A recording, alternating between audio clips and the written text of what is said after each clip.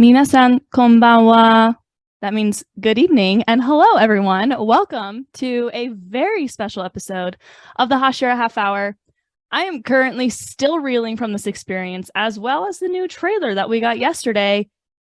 April 9th needs to come like literally right now, and I am giddy with excitement. And your host for today, Hannah. And today I am joined by...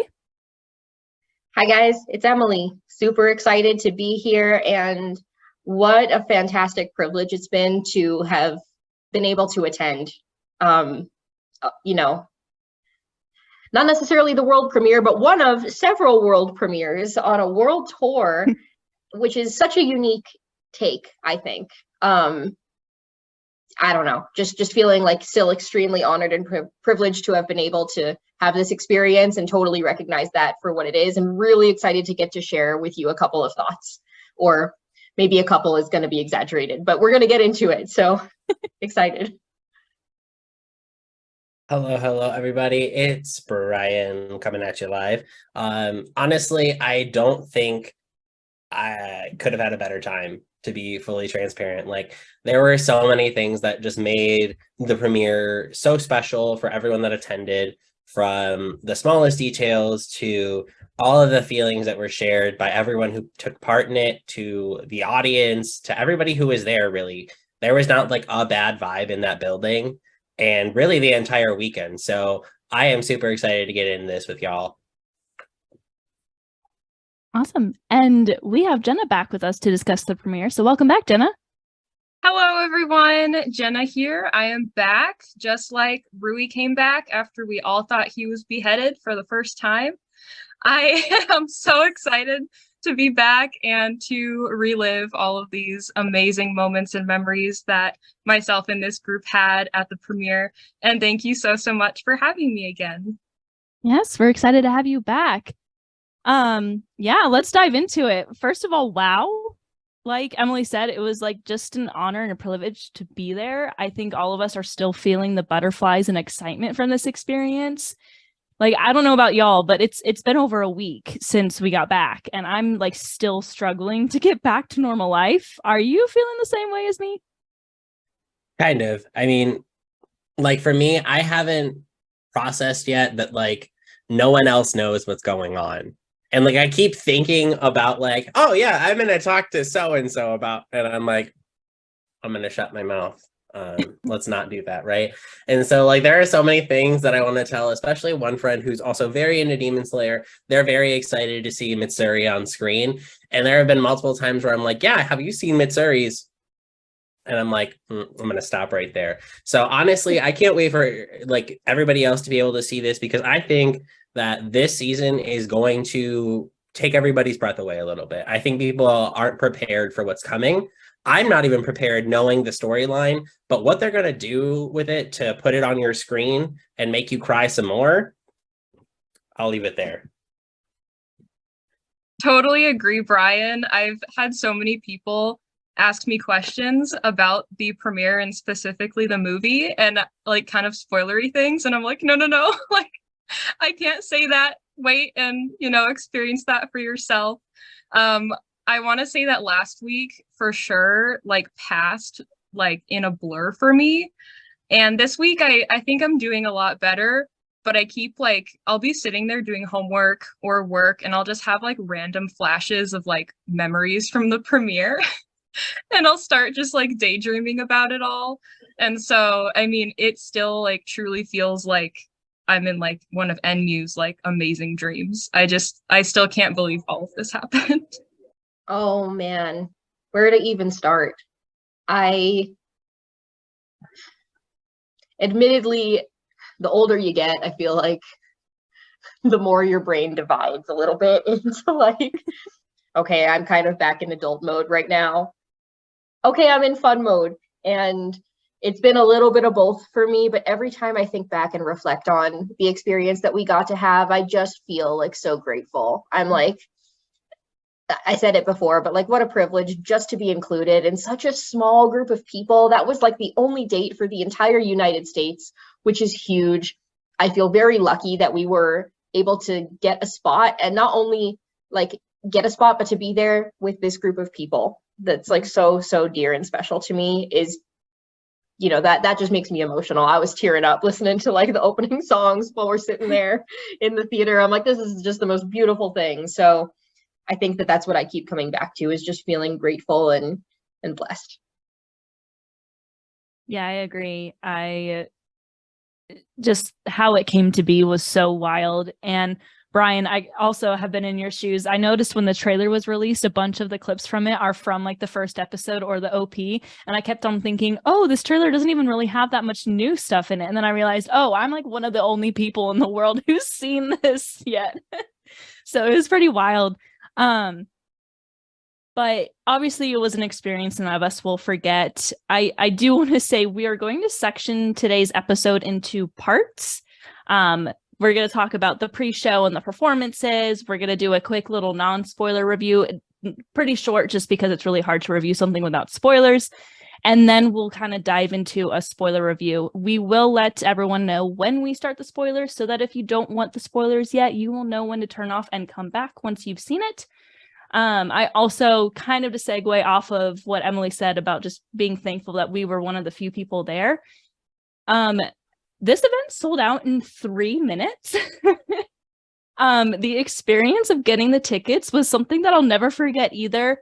All of us hanging out on Discord and being super nervous, full of anxiety, clutching onto our good luck charms, all the things. Special shout out to my friend Sad Hashira, who also joined us. She just declined being on the podcast, but getting to meet her was really, really awesome as well.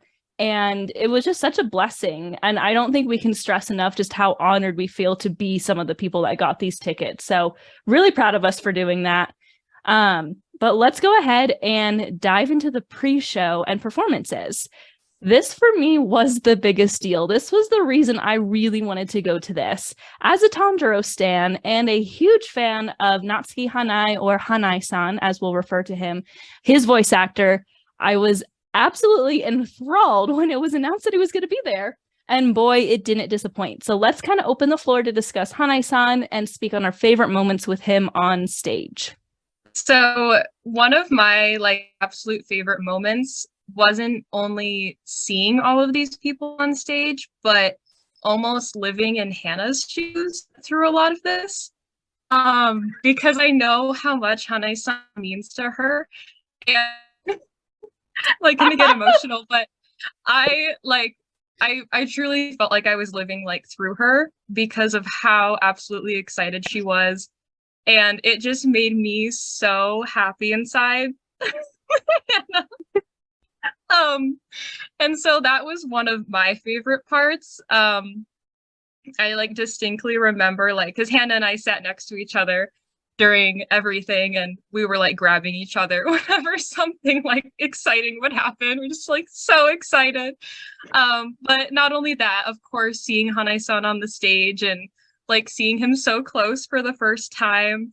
And when he introduced himself was probably one of my favorite moments when he was on the stage, because he introduced himself by saying the bond between Nezuko and me can't be severed by anyone. And as you all know, if you heard me talk on the Rui episode a couple episodes ago, or a couple weeks ago now, obviously that's one of my favorite lines and episodes, and for everyone here as well. So that was just super special to hear that live, and for that to be the very first thing that we were all hearing. Other quotes he said throughout were set your heart ablaze, and Hinokami Kagura, just all of the iconic things. Umai, of course, such an iconic line. I loved hearing Hanai-san talk about the beauty of the Japanese language. I thought that was so sweet and just something so perfect for him to mention. And his little burst of English, when he told everyone that he loved us. Just such an amazing experience seeing all of that live on stage, and just such a once in a lifetime opportunity. And of course, so grateful and thankful for all of it. 1000% I agree. And I have to echo Jenna's sentiment here at the beginning, because I think that all of our necks just about broke looking over at Hannah to see what Hannah's reaction was going to be, because I mean, you've been listening to this, what's going on, but like also what a fantastic memory and privilege to be able to watch so much delight on one of our best friends, like just on her face. It was just the cutest thing, you guys. So that was definitely a highlight for me as well. But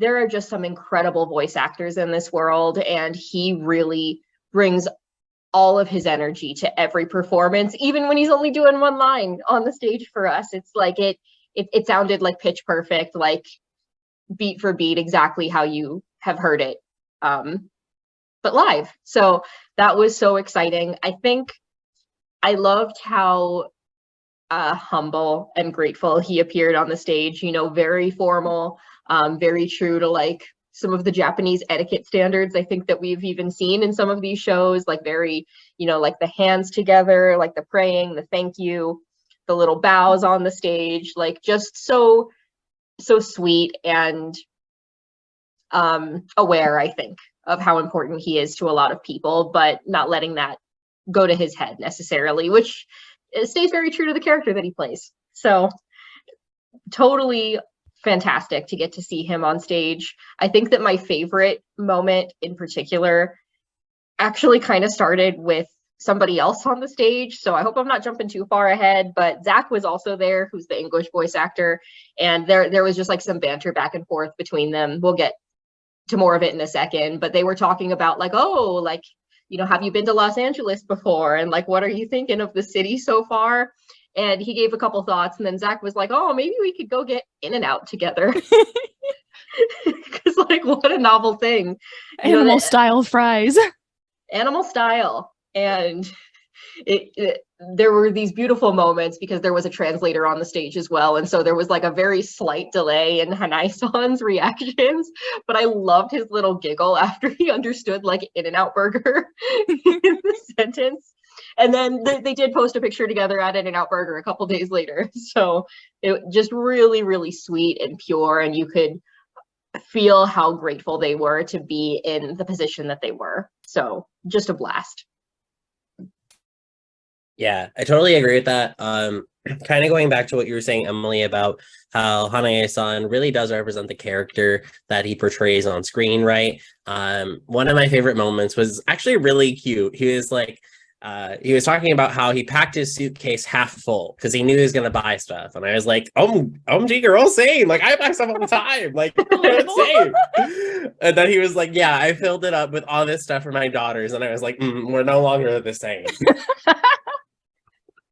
So, I mean, it was just so cute. He was like, I bought all these clothes and toys for my daughter. And then he talked about how he was like on the beach having nice like seafood. And I was like, this guy's so just like chill. Like, could you imagine like being someone who is kind of really important to the anime world? Honestly, I'm just going to make the bold statement. Tanjiro is one of the best, if not top 3 new gen MCs. So like being the voice behind that, like, you've got some power in the world. I mean, at least over the weebs, right? And then, he's just vibing and enjoying the best life and really kind of portraying the values of Tanjiro. So I think that's just so cool that he's so similar to the character he portrays on screen.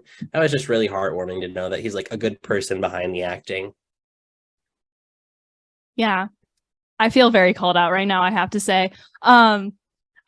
What was it on the way there when I was like, if he says Hinokami Kagura on stage, I will pass away. And then he did. And our neck snapped. Looking over at Hannah. Hannah's mouth is like hanging open. She's like pointing. It was like a blur. Good. It was like a blur when he started saying that line, because not only did he say Hinokami Kagura, but he also said it with Kokoro Moyase, set your heart ablaze. So it was like kind of a double whammy, honestly. I also forgot that when the MC handed him the card to say that line, he went, big surprise. Like, it's just so adorable. Like he knew, like he saw that line and he's like, oh yeah, this is gonna get the crowd going. He just like knows super well. The same with like him saying umai when he was talking about the seafood. For those who don't know, like umai is not a word that they really use to just describe something as tasty. Umai is a very, I think we mentioned it actually on the podcast just a few episodes ago, but it's like what you say when you're trying to savor it as it could be your last meal. So they don't really use that super often, but he clearly just said umai because he knew that it would resonate with the fans. Like he's very aware of who he was talking to, and I thought it was really sweet. You guys all mentioned such great moments. I really liked when, I don't remember exactly what the question was, but he answered just with like, it was amazing. And then the MC was like, okay, Zach, you answer in Japanese. And Zach like didn't know the word for amazing. And Jenna was right next to me and I was like, sugoi, sugoi, sugoi. And then Hanae-san like kind of off mic said, sugoi, like to help him. And it was just like really cute. I really liked their interactions. Kind of piggybacking off of what y'all said about him being super humble. I really liked the moment where he like they asked him to give Zach advice and he like turned to him and spoke to him. He didn't like speak to the audience. He like spoke to him. He's like, all right, you want me to give him advice? I'll speak to him. And he said like, you know, don't worry about what I do. Like whatever you've been doing for Tanjiro, it works. So just continue to do that. And, you know, it was just really sweet. Like he's super humble. He's like, don't try to do what I'm doing. And I could go on and I won't for too long, but it was just like, it was like otherworldly feeling for me, just because as everyone knows, Tanjiro holds such a special place in my heart.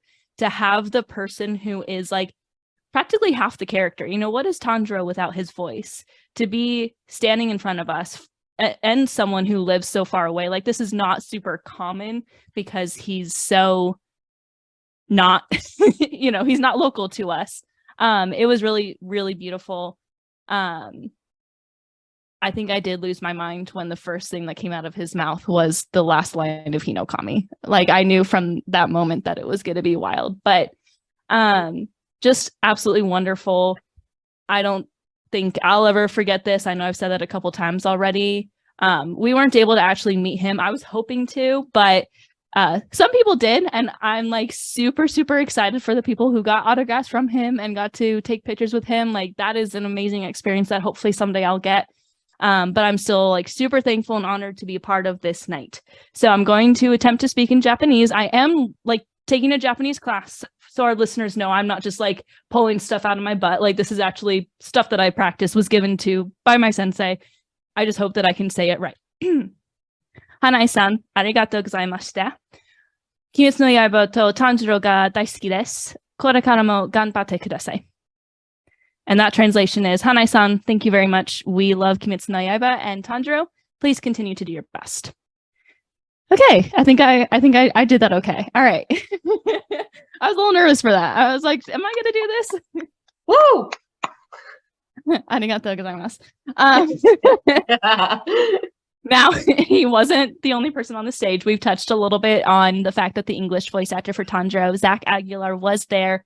Their interaction was super adorable. He got to say those same lines as well, which I know a lot of the people in the audience probably watched the show dubbed, so that was equally as exciting. But we also had the producer for the show, Yuma Takahashi, on the stage as well, who, interestingly enough, knew English very well. He would say his answer in English and in Japanese, so we thought that was pretty interesting for him to do. And he also mentioned that the animation is taking yet another step up, like it actually could do that. Can you believe this? I can, but here's the reason why. We've seen Demon Slayer do this already.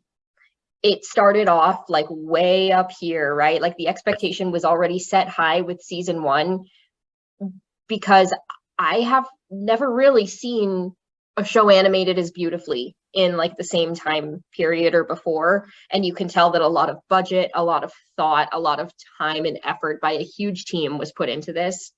And that's why I think some of the popularity took off so quickly with a first season. You don't always see that happening with animated shows. It started up here, and then we got season 2. And I would say, my opinion, season 2 stepped it up a notch from what we were seeing in season 1, which was kind of hard to believe at the time, but they've proven themselves before. And I'm not going to get too deep into it yet, but I'm going to say that I agree with him. And we'll talk about it in a little while. Yep. Yeah. First off, I love that the dub fans got their moments with their favorite Tanjiro too. I think it's really cool. Kind of going back to what Hanae-san was mentioning is that like Tanjiro is a character, right? And the language somewhat defines that character, but Zach himself is still a meaningful person to those who've watched it in dub. So I'm really glad that they got to have their moment too. And Takaha or Yuma-san was also really awesome. They also asked him, is like, you guys are going to France next week. Now you can put your answer in French or in French. Oh God, my great accent. And I was like, bro, he's literally already trying his best. He's up on the stage for the 2,000 people operating in 2 different languages. Like, I took 6 years of Spanish, and sometimes it's hard for me to remember like, hola, okay? Like, leave him be, all right? Like, dear Lord, those people were busting it up on stage. And yeah. I don't know if it was super planned with Zach either. I think we kind of talked about this a little bit too, but it felt very like, not improv, but just very natural and genuine. So it was really cool to see them just kind of come up on stage, be themselves, and then also talk about what's coming. And from what I've seen, I agree with that animation piece. That animation is, I don't want to talk too much about it because I'm gonna go too far off the deep end. So this was my second time seeing Zach Aguilar at a distance. I've never met him before, but I did think it was really cool for the dub watchers to have that experience as well, like Brian said. And this was also the time when they announced on stage that the dub voices of Inosuke, Zenitsu, and Tengen were also there. If I'm remembering that correctly. And so I remember like feeling so happy for all of the dub watchers to, you know, have that experience of like, oh, I'm sitting in the same area as like all these people that I love. And so that was really cool. And then I totally agree with Yuma-san. Completely, the animation has stepped it up once again. I know we'll talk about this more later, but it just completely exceeded my expectations. And I just sat there in a state of awe. And if it's this good now, I'm like struggling to think about how much it could be better in the future when we get so many more incredible animation to come from what's to come in the manga. Yeah, it's like wild that this show that's already so well known for being so well animated continues to push the envelope and get better. Like, what? Like, we are so blessed. Like, we are blessed to be Demon Slayer fans. Like, it's just nice to live in a time where we can consume this media. Like, it's an honor. But I also, yeah, I loved that. Like, they invited all the dub voice actors. I thought it was like you could see the respect from them to Hanae-san as well, like based off of like all the social media and Hanae-san to them. Like, you can tell that they all really like appreciated each other's work, and what an opportunity for them as well. Like, they all got to walk the red carpet, do interviews, take pictures, like that sort of thing, which dub voice actors, and I don't even really know if it's a common thing in Japan either, to like get to walk a red carpet and be like celebrities and movie stars for the night. Just like, what an awesome opportunity for them.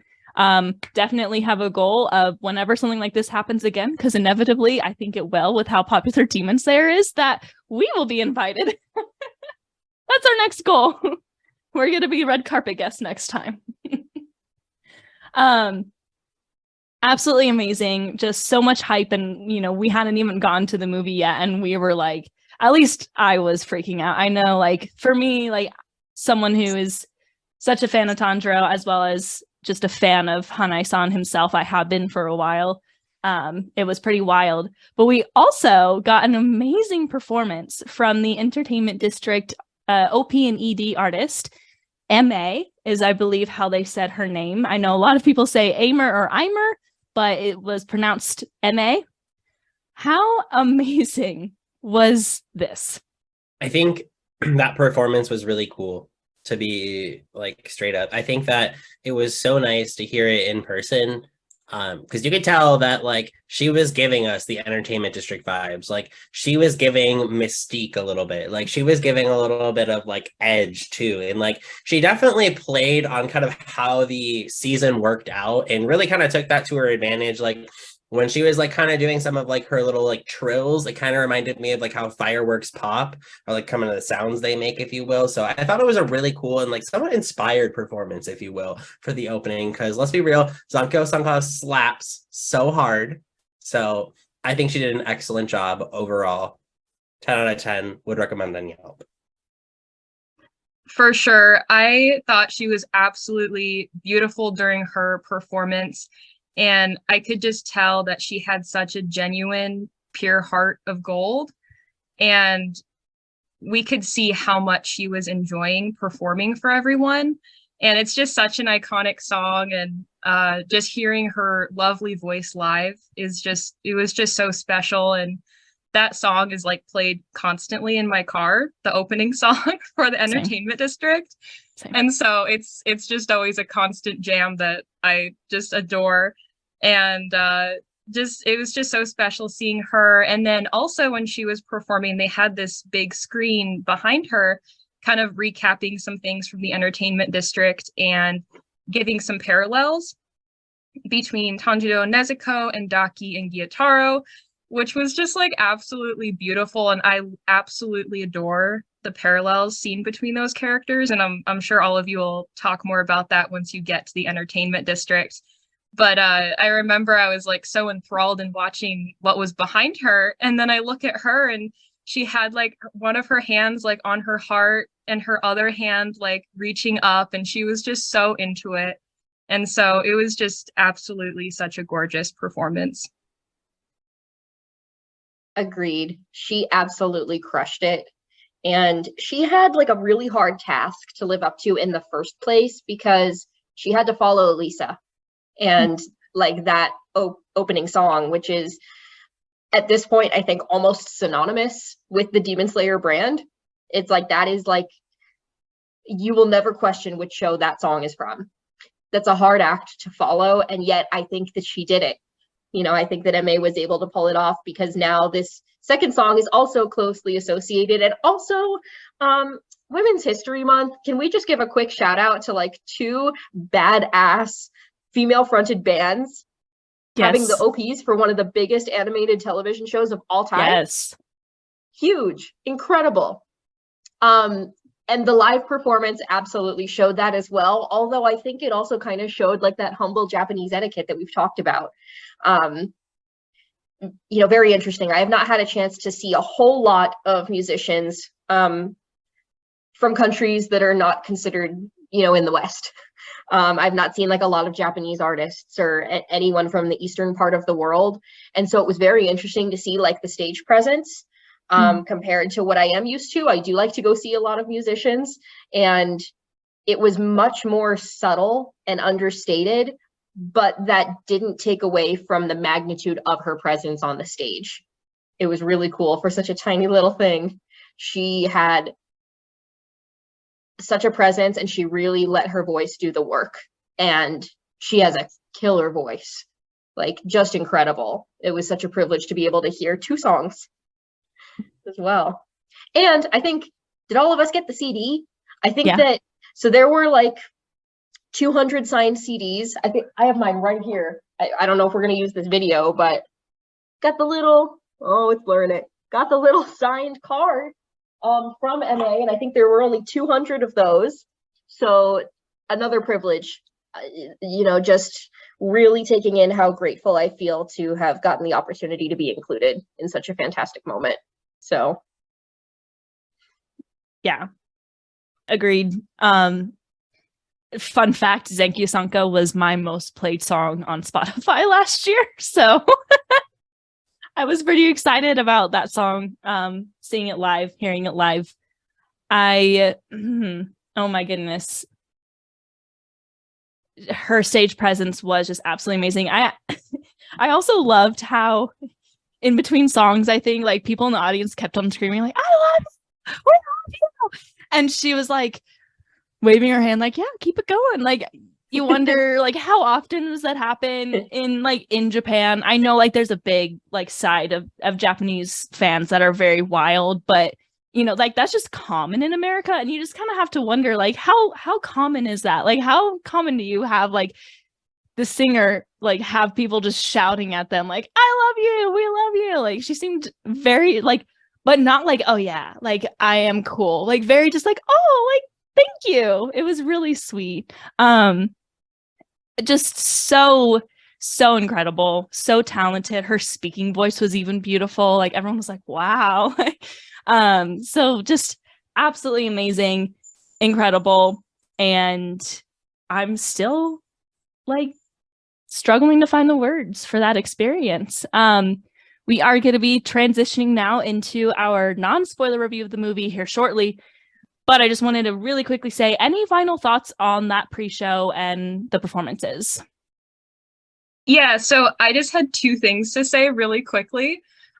So I don't know, this was such like a small moment, but I think about it a lot and it was very special for me. But before anything started, there was a 30-second countdown.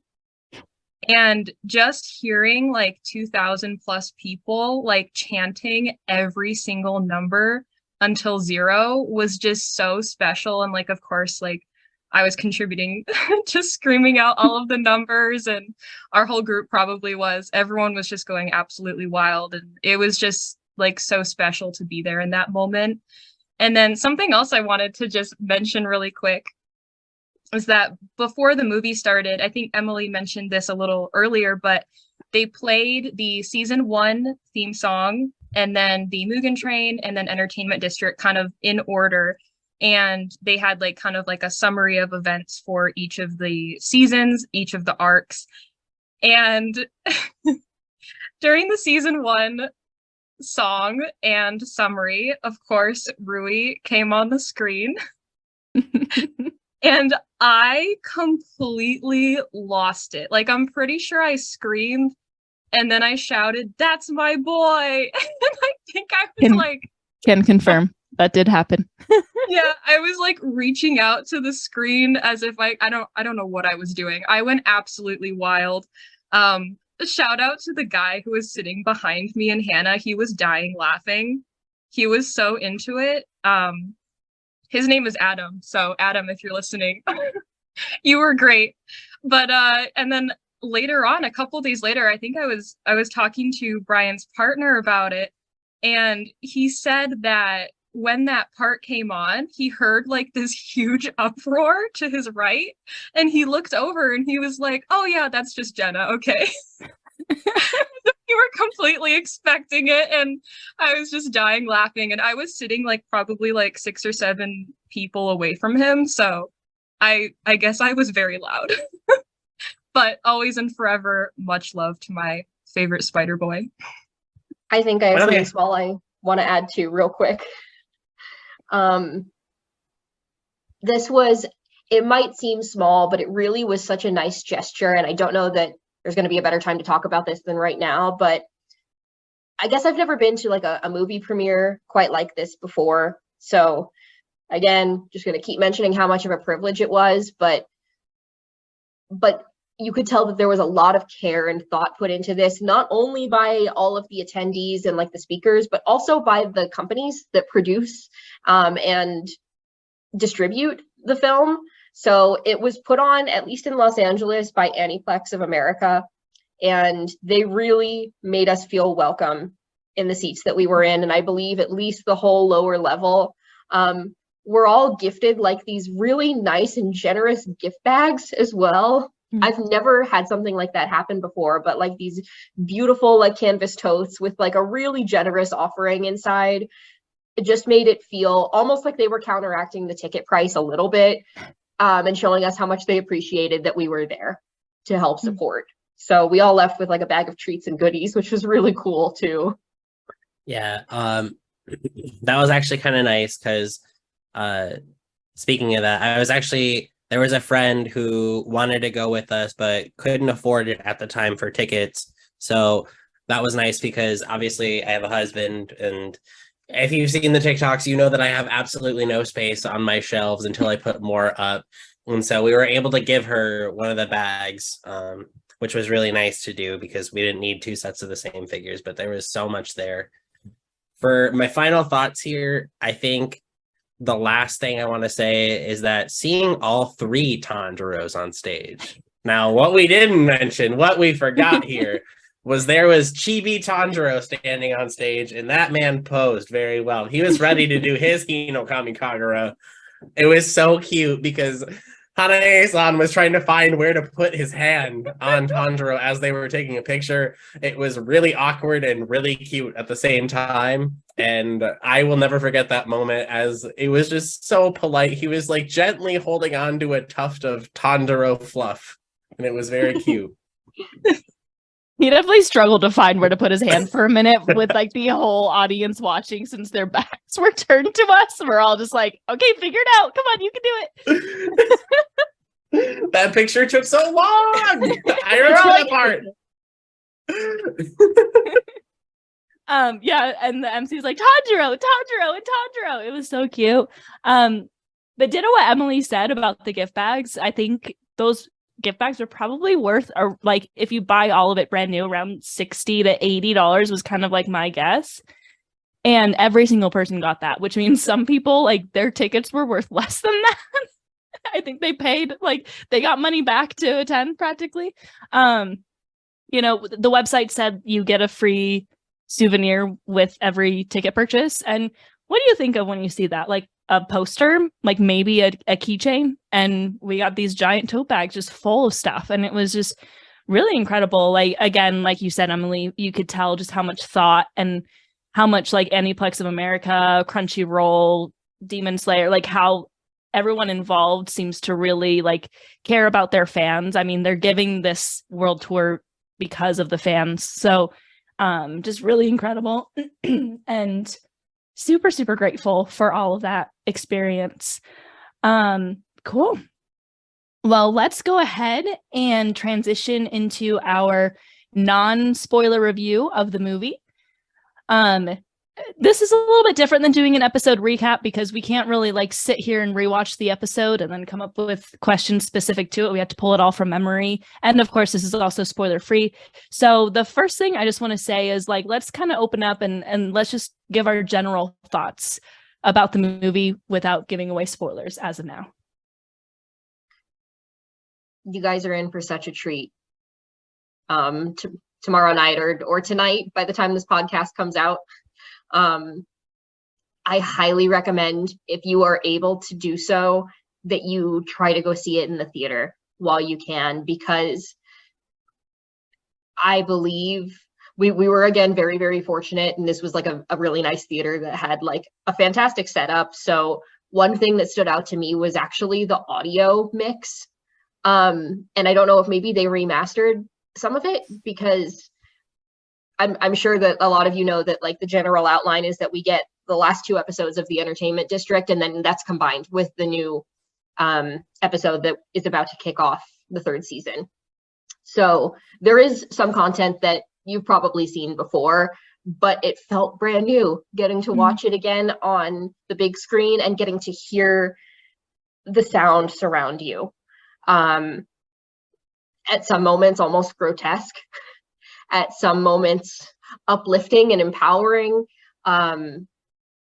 It's just gorgeous. If you can go see it in the theater, I highly recommend that you do so and get to revel in that experience a little bit with fellow fans sitting next to you, because it really is something special. Yeah, avoiding the specific spoilers here, I'm trying to formulate specifically how I want to say this. There were certain things that were not present in the manga that were present in the movie. And I think that was really cool because, you know, obviously we always want more content, right? More.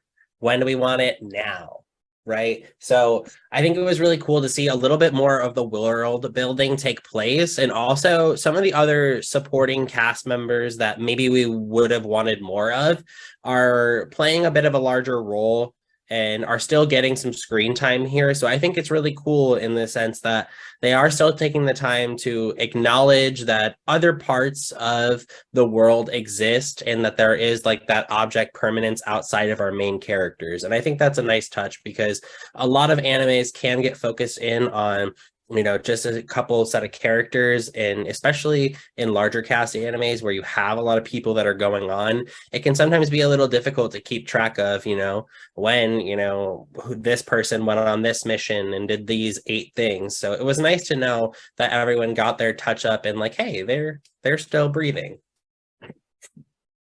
I mean, not that anyone died. No one died. But like, you know what I mean. I totally agree, Brian. I also very much enjoyed the extra scenes. And to echo what Emily said, like, if you're questioning seeing this in the theaters, like, you should totally just go to experience this, especially since it's only going to be in theaters for a limited amount of time. It is just such a special thing. And, we never know if this will ever reach theaters again or anything like that. And so the time to see it is now. And as far as my non-spoilery thoughts about the movie, to keep this short and simple, and to quote Rui, I was deeply moved. Everything I already said. Brian's gone. Just truly a once in a lifetime experience. And again, like, I'm just so forever grateful that I got to experience this with such an amazing group of people who have like accepted me into their group as well.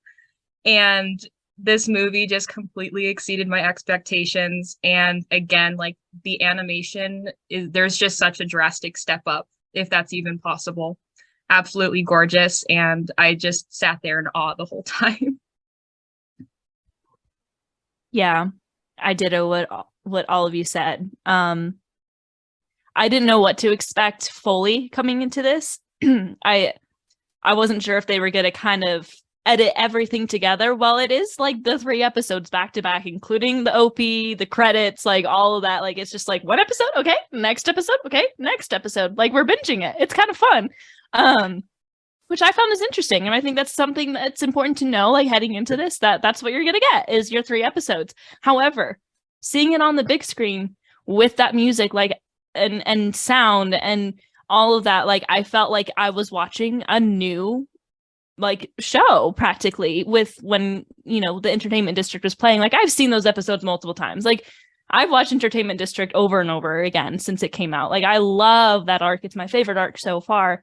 I've seen those episodes plenty, but like watching it on the big screen, it's like an experience that it was like, wait, have I seen this before?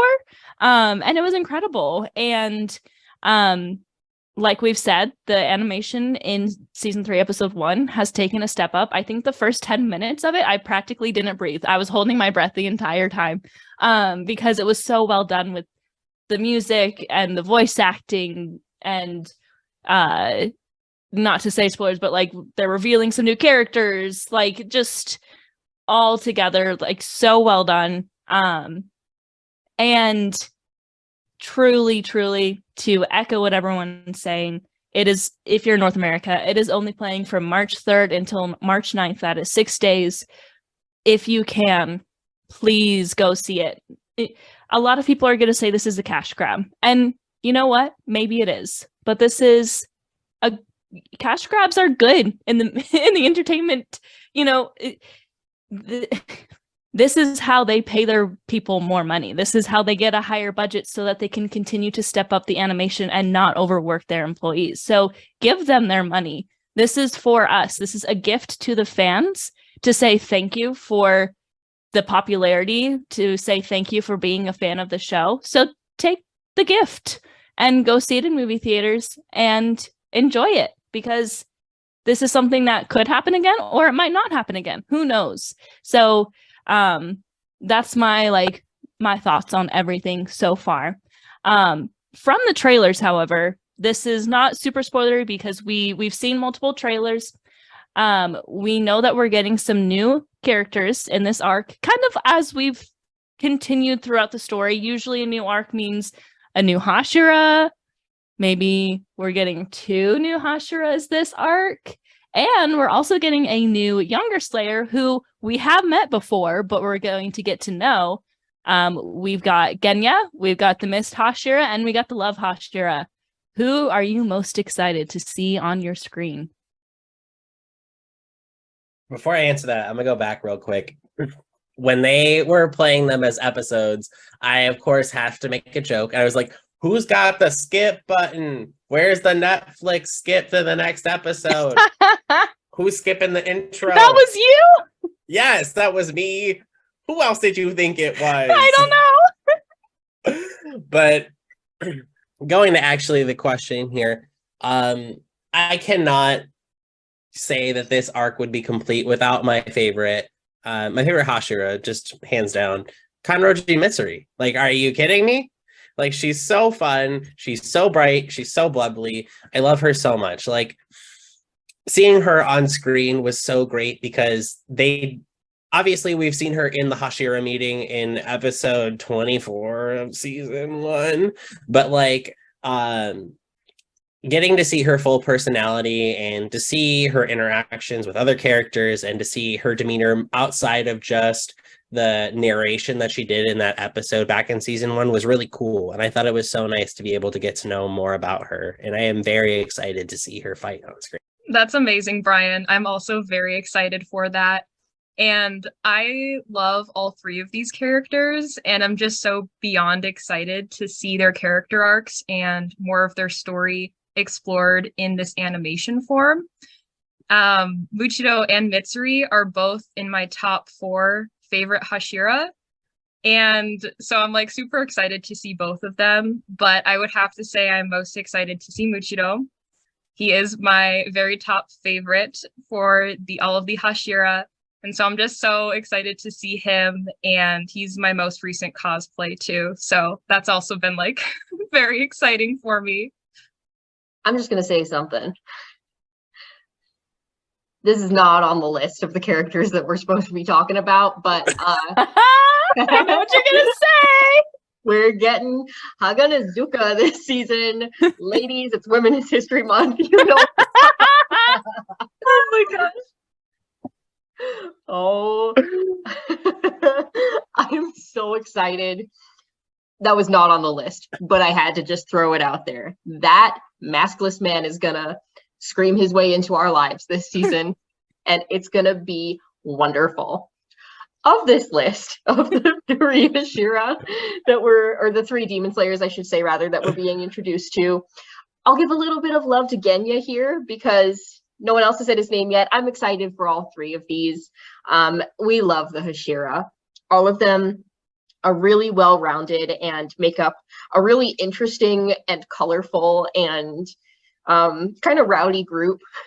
So something that's really cool about this season is getting to see a few of them together, maybe in one episode, because that's something we haven't seen a whole lot of in Demon Slayer so far, with the exception of Tanjiro being put on trial. So it's been a while since we've seen more than one in similar episodes. So I'm really excited, but I do love all of them. And like I said, I'm going to talk about Genya for a second.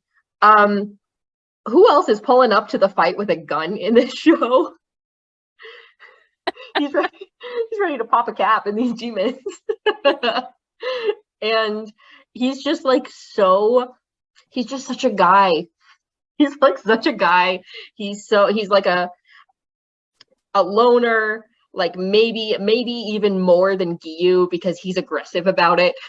And and he's like, but he's also kind of like just so headstrong that it gets him into trouble. So it's going to be a lot of fun getting to see him interact with our sweet, pure-hearted main character this season. And because we're not going to see as much of Inosuke and Zenitsu, it's fun to see Tanjiro get to be surrounded by people that are similar and yet different. So that's where I'll leave it for now. It's quite the motley crew for this season. It's a different motley crew than what we've gotten used to, but it's a motley crew for sure, and I'm very excited. I'm very excited to see all 3 of them. I very recently have come to love Mitsuri a lot more since I started cosplaying her. As soon as I put on her like uniform and wig, I was like, oh, I love her. Like, I felt so connected to her. But I also want to call out Genya that boy has a special place in my heart. I know a lot of people don't expect it out of me, but I love Genya with my whole heart. So I'm really, really excited to finally get to see him in action. As Emily mentioned, again, this is in the trailer. We see him pull out that gun. I think I was like, wait, how long ago was this? But then, yeah, it was definitely something that happened then. But I'm super, super excited to see Genya in action and all of them. But that's kind of at the top of my list. More like Gunya. I was waiting for you to drop that joke. I was literally waiting for that. I was like, Brian is going to say Gunya. I read your mind. Oh my gosh. Moving into a deeper review. So we're going to dip into spoilers for episode 1 shortly, but I want to talk a little bit more about the Entertainment District episodes that we saw. They were reformatted a little bit. I didn't catch many differences, but I think there were a few here and there. What was it like to hear this play out on the big screen? And do you have any specific moments you want to call out from the Entertainment District episode? Since we've already seen them, we've talked about how they still felt different, but they are still the same. Any moments you want to call out?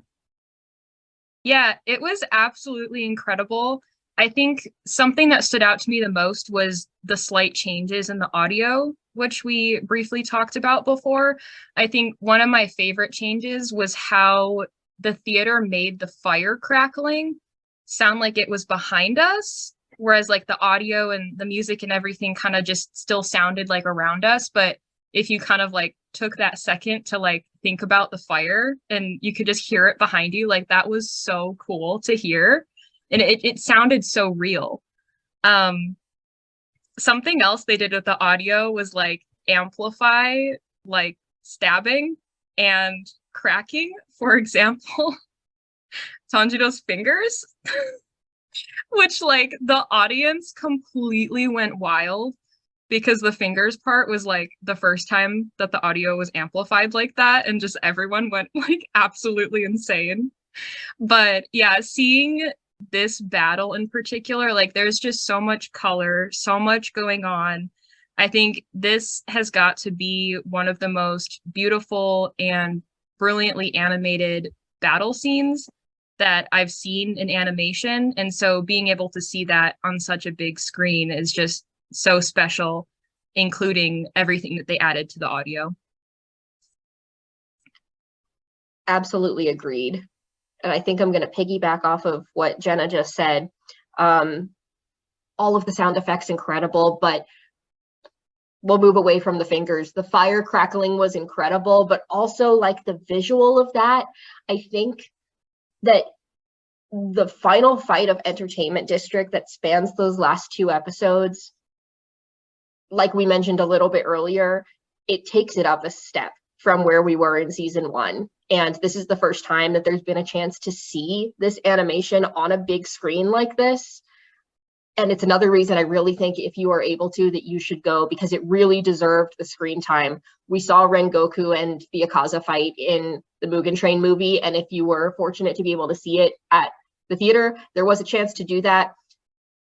Entertainment District's final fight takes it up a step from what we even saw there. And they're really good at animating fire. Like, oh my gosh.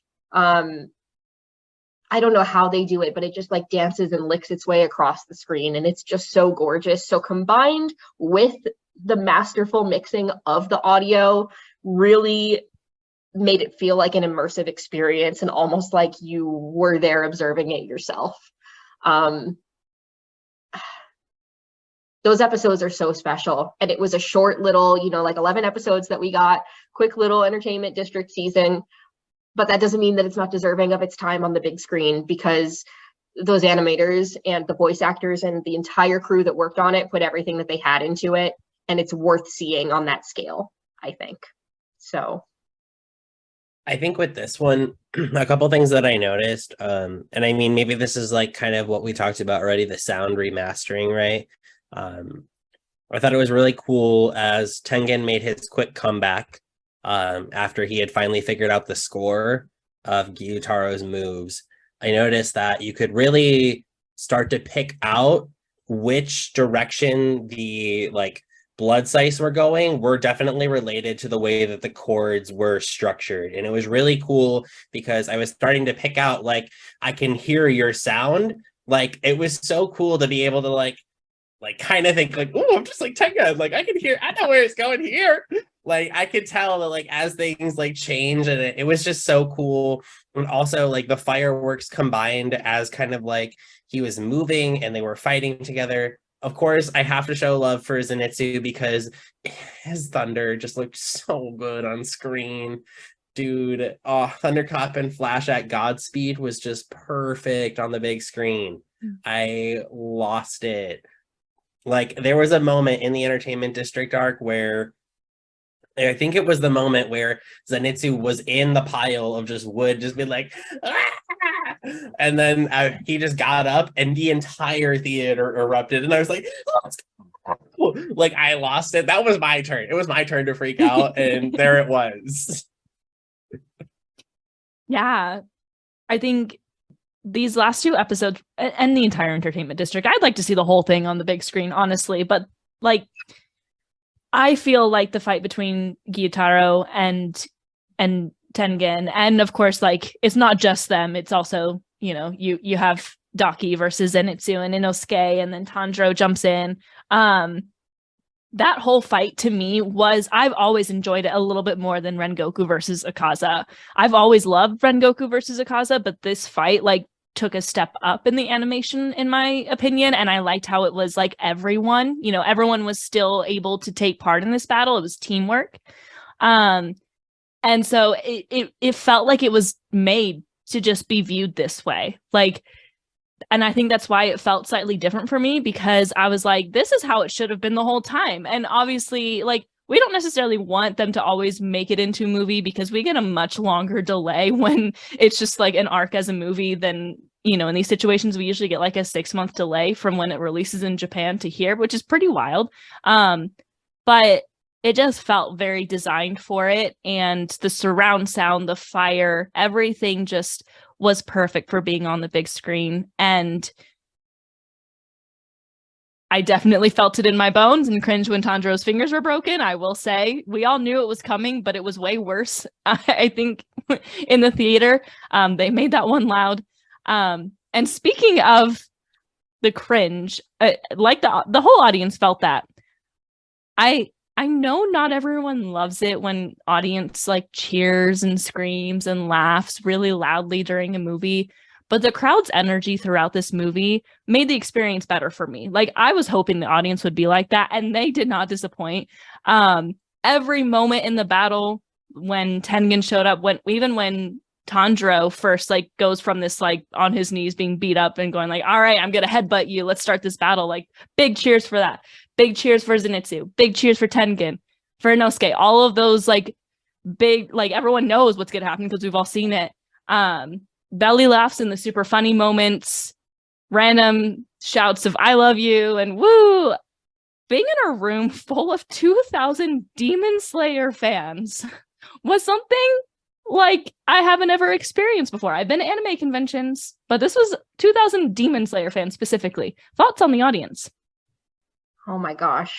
Well, it was really fun to see everyone having such a great time, including our little group. I talked about this. One of the highlights of my evening was just watching Hannah. But in addition to that, watching we took up a good chunk of the row that we were in because there were 8 of us there together, which was really a fun dynamic. And I think that it was a similar dynamic between all the different rows, was like a bunch of friends coming together to enjoy the premiere of something that they already enjoy together. So it had that special energy.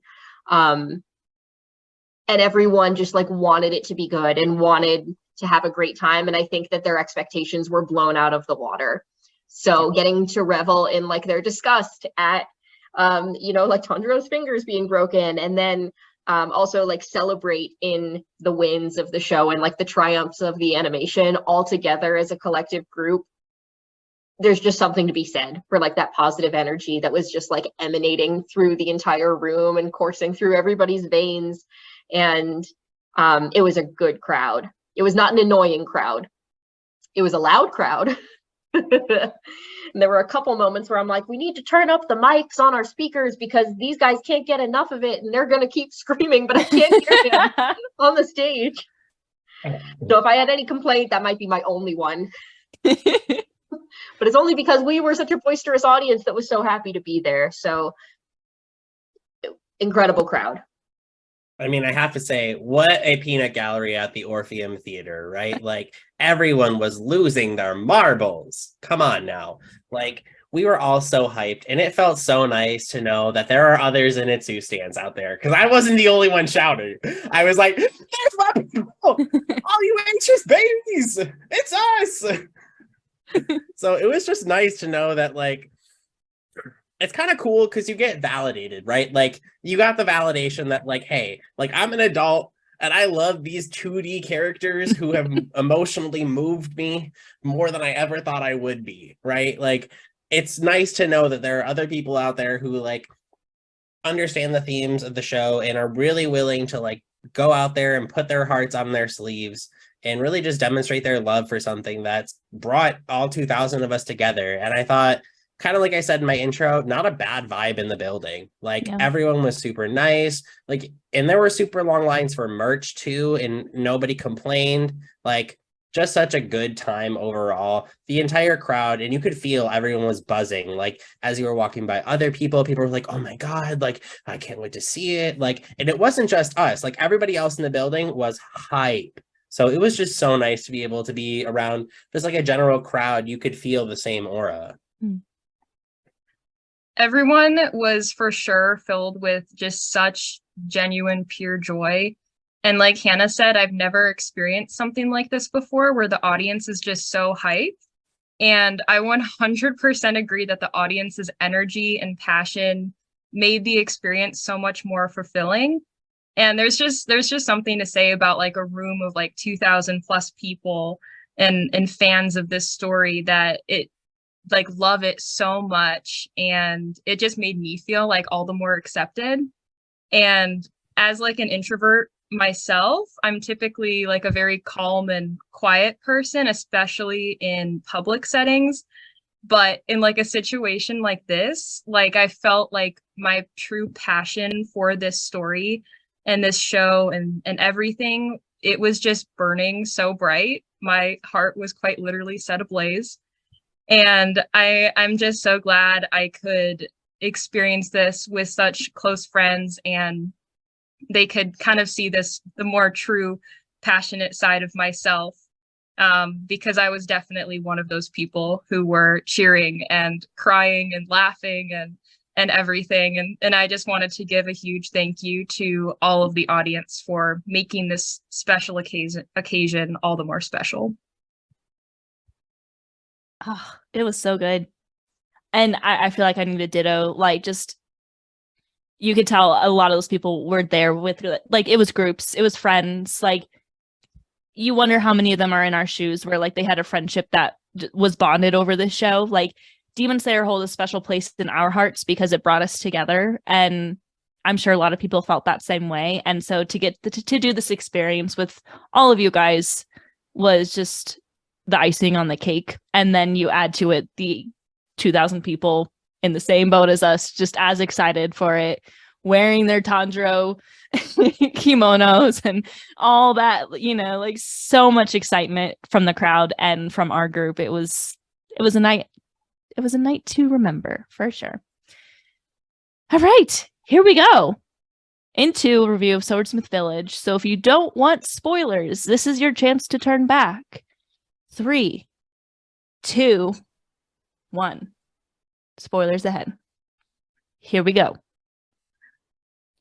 Upper Moon meeting, y'all. Anyone? Insane.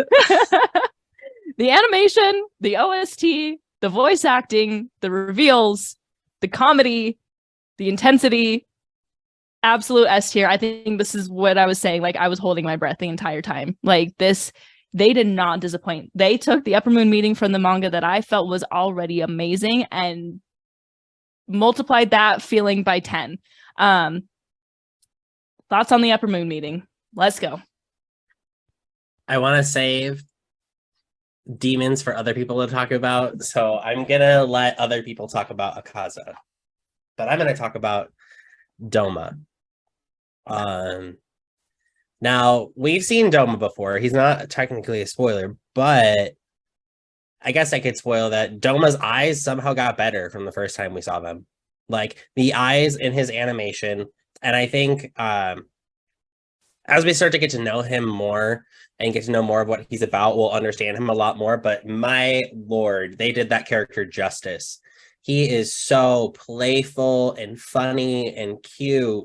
And he was talking to Akaza, and he was like, I saw that coming. I just didn't bother to dodge it when his head got chopped off. Like, literally, he was like, don't worry. And also, like, his regeneration when his head was coming back was amazing. The animation was so good. Like, you could see all of the flesh and bone materialize. And I was like, oh my God. When they said the animation went up, they literally meant it, like, even to the smallest detail.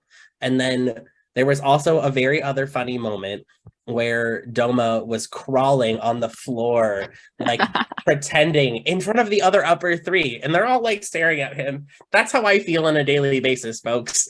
Like Hannah and Emily super serious, and then there's me crawling on the floor. Literally can never take yourself seriously whatsoever. Like it's an intense moment. Doma or Brian's just like, hey. But my God, I can't say enough. Also, gotta give a shout out to Gyoko. Oh my God, that creepy vase demon. I cannot wait to see him moving between vases, but I loved the way they animated his eye lips.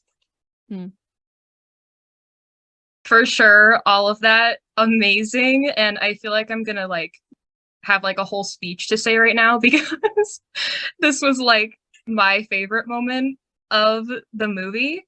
And everything that Brian had to say about Doma, like he's not particularly one of my favorite characters, but the way in which they animated him and made him so cute, like I can't get him out of my head. Like there'll be times when I think about that crawling scene or when he's like swaying back and forth.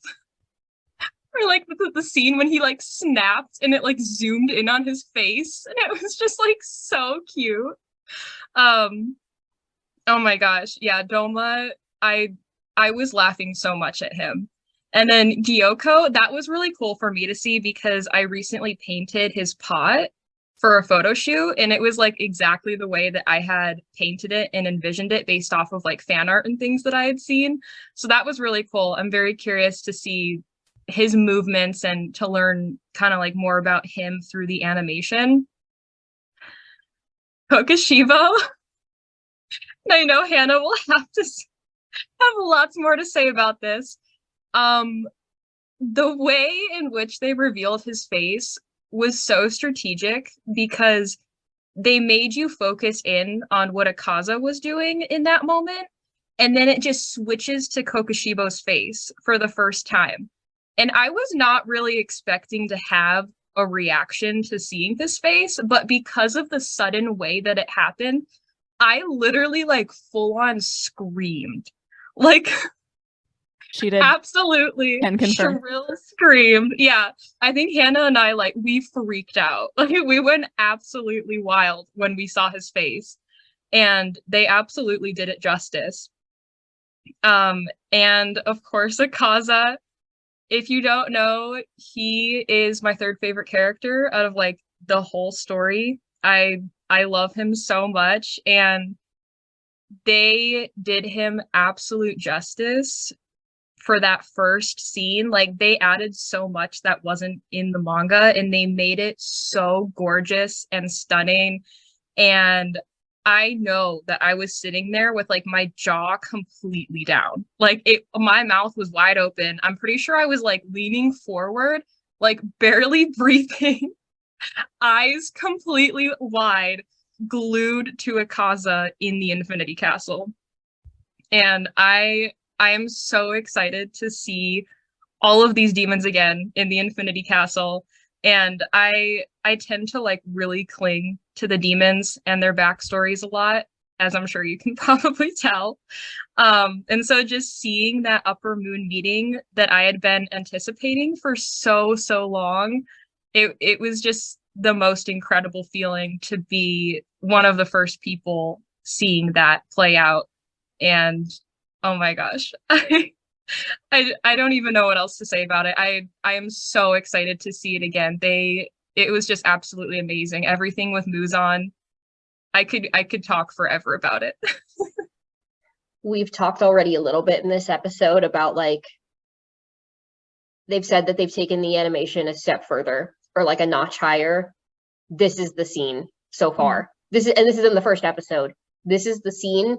This isn't even necessarily a conflict scene. This is the upper moon meeting. So inevitably there are differences in the personalities of some of these upper moons.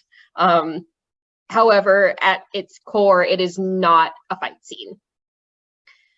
The animation of this Infinity Castle captures exactly what this place is going to be. And so we know that there is more to come in this setting a little bit later. We'll have to wait a little while to fully talk about that, but they're setting the precedent right now for what this environment is going to be like, and it is insane. It's dizzying. It's extraordinarily high speed and confusing. And I don't know how they did this, to be honest. It's taking it already a step further than what we just talked about in Entertainment District in the first scene of this brand new episode that we're going to get. So I'll just start there. Another kudos and hats off to our animation team. I think I've mentioned this in previous episodes, but my favorite demon in the entire show is Akaza. And I know that that's probably kind of conflicting because my favorite Hashira is also Rengoku. Inside of me are two wolves. That's all I have to say. But he really has such depth and is a very layered and complex character.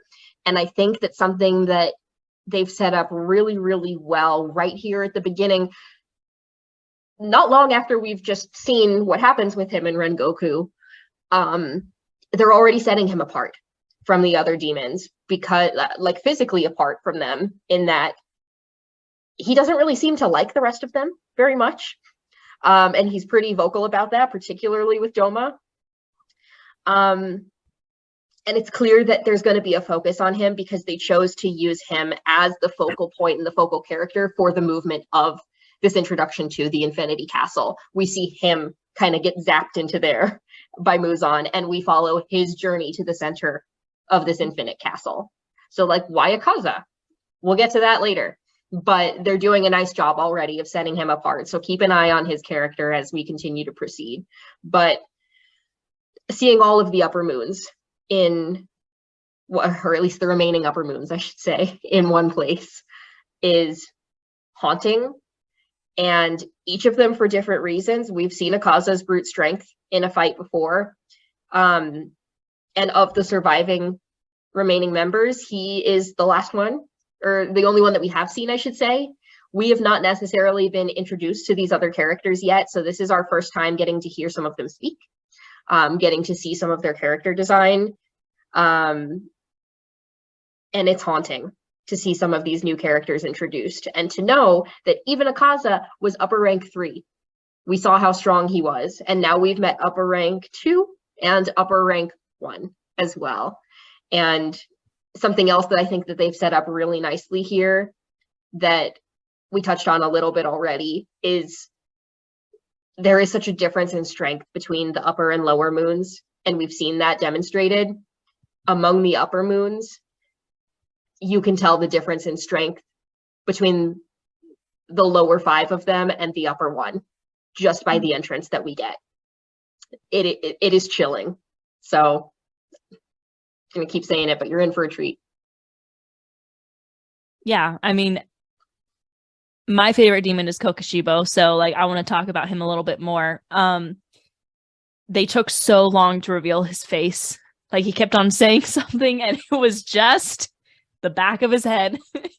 But it's like, you see, like he looks similar to some other characters, so you're kind of like trying to figure that out. And his voice is very deep and very calm and very just like slow and calm.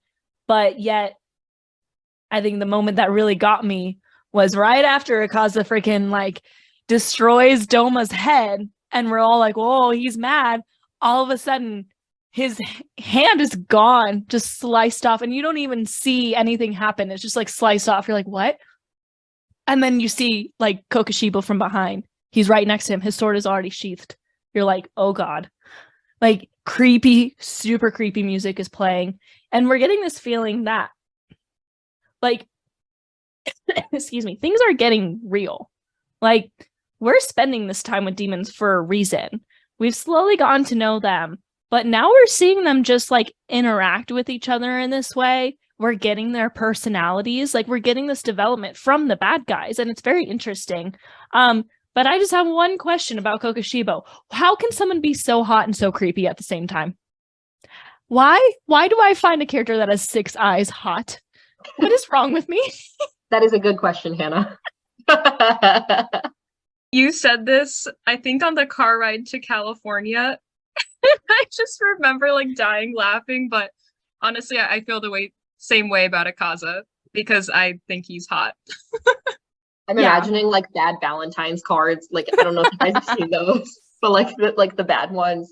And I'm just like spitballing here, but it's like Kokoshibo. He's like, "Hey girl, it's clear to see that you're the one for me." With all 6 of you guys. Yeah. Oh my gosh.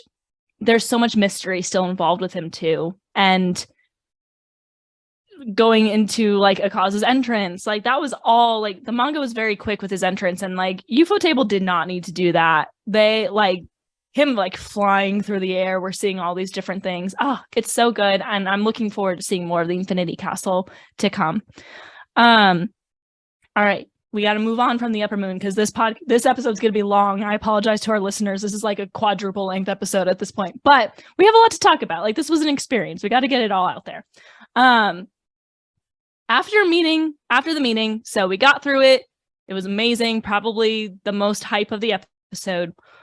We all of a sudden are seeing these 2 more mysterious characters. One, a man that looks like what we've seen in those little flashes that Muzan is scared of, and he's wearing Hanafuda earrings. And another man who looks an awful lot like Tanjiro. Just saying. To a point where someone in the audience went, what? It definitely wasn't the same voice actor. That was such a mood. For us, we obviously know who these people are since we've read the entire manga. But I think this short scene is really setting the tone for the season. We are getting story building. We are getting character mysteries. We are getting questions in this episode. It's a very different opening than any season we've had so far. This is not just we're getting to the next mission. We're developing things really well here. Considering the show does tend to follow a simple storyline of go to mission, get stronger, recover, of course, with a lot of story building in between. How do we feel this is setting up season 3 with all these mysteries that they're introducing? So when I read the manga for the first time, I definitely wasn't expecting this turn of events and kind of to see like this new aspect of the story. And so I completely can relate to the person in the audience who was just so baffled. That was such a special moment. That was so funny. And it's just kind of like when you think that the Komaboko squad is just going from mission to mission, making their way to Muzan, and then the story changes and it just adds such a new aspect to the story that you weren't really thinking was going to be there. And it also seems to be very important. I don't want to say a whole lot because of spoilers for the mangas, but it adds like a lot of mystery and wonder to the overall story. And I'm excited to see more of kind of that small part that they added into that movie in the future. I also was taken aback by this scene when it was first introduced in the manga. I think this was one of the first times reading it where I was desperate to get more quickly, and it did not necessarily happen that way. This really kept you thinking about things, and that like it plants the first seeds, I should say, of something that continues to build. And the mystery and intrigue is really incredible because we haven't had a whole lot of it with our main trio yet at this point, and particularly with Tanjiro. Tanjiro's just had like a lot of grit and worked really hard until we saw the Hinokami Kagura. And we knew that that was something special and different, and his pursuit of the knowledge for that was something special and different. And this is clearly connected in some way to Tanjiro's origins, or like his child of destiny kind of status, even though I don't know that we're quite there yet. But this is the first scene that hints at it, and it was done so well. It really does a nice job to leave you wanting more. Yeah, kind of leading out of that from the Upper Moon meeting, we do find out that it's the first, Daki and Gyutaro are the first to leave the upper ranks in 113 years, right?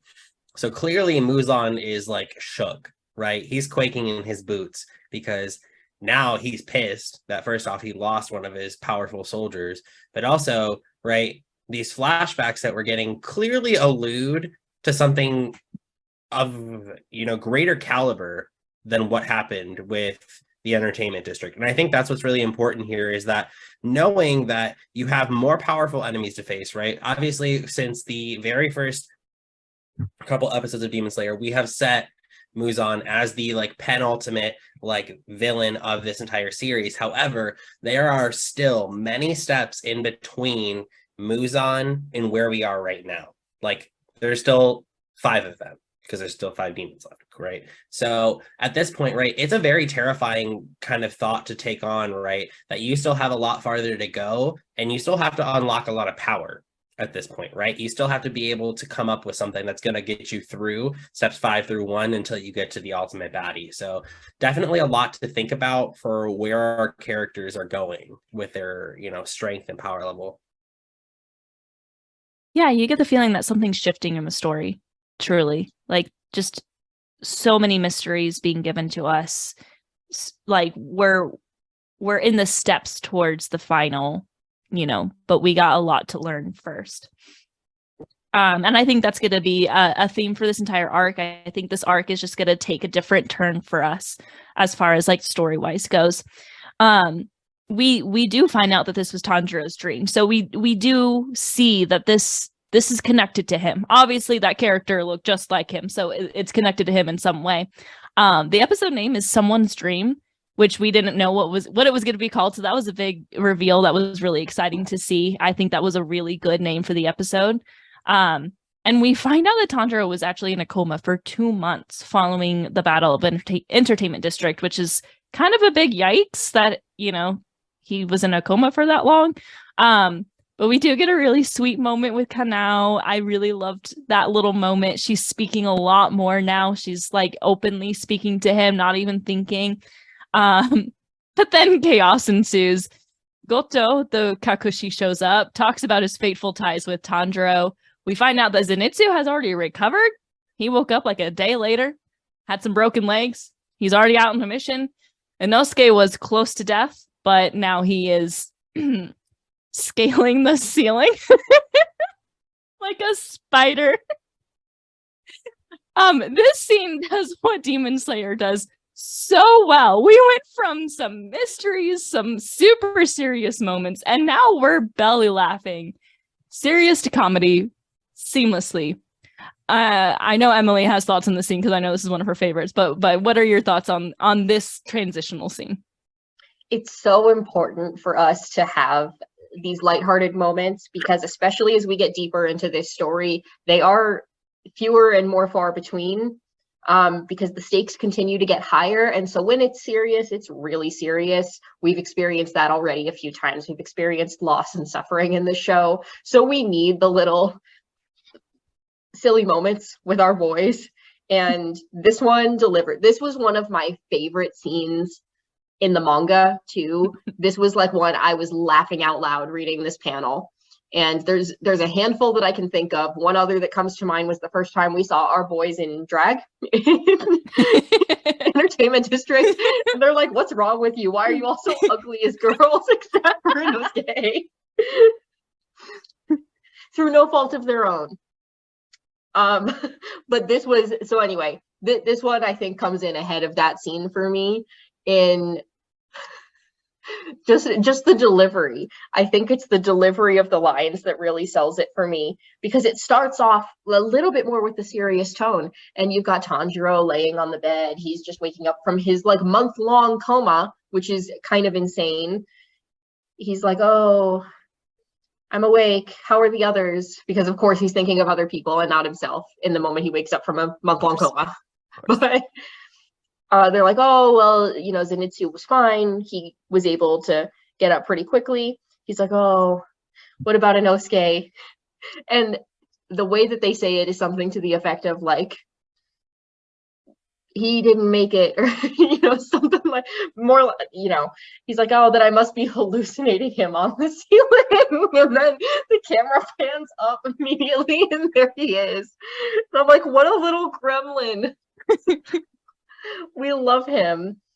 It's so funny. It's just like, it subverts your expectations once again, but this time in a really funny way, because it's like, what is the idiot brigade up to this time? Literally. So 10 out of 10. Top three funniest moments of Demon Slayer for me. Agreed.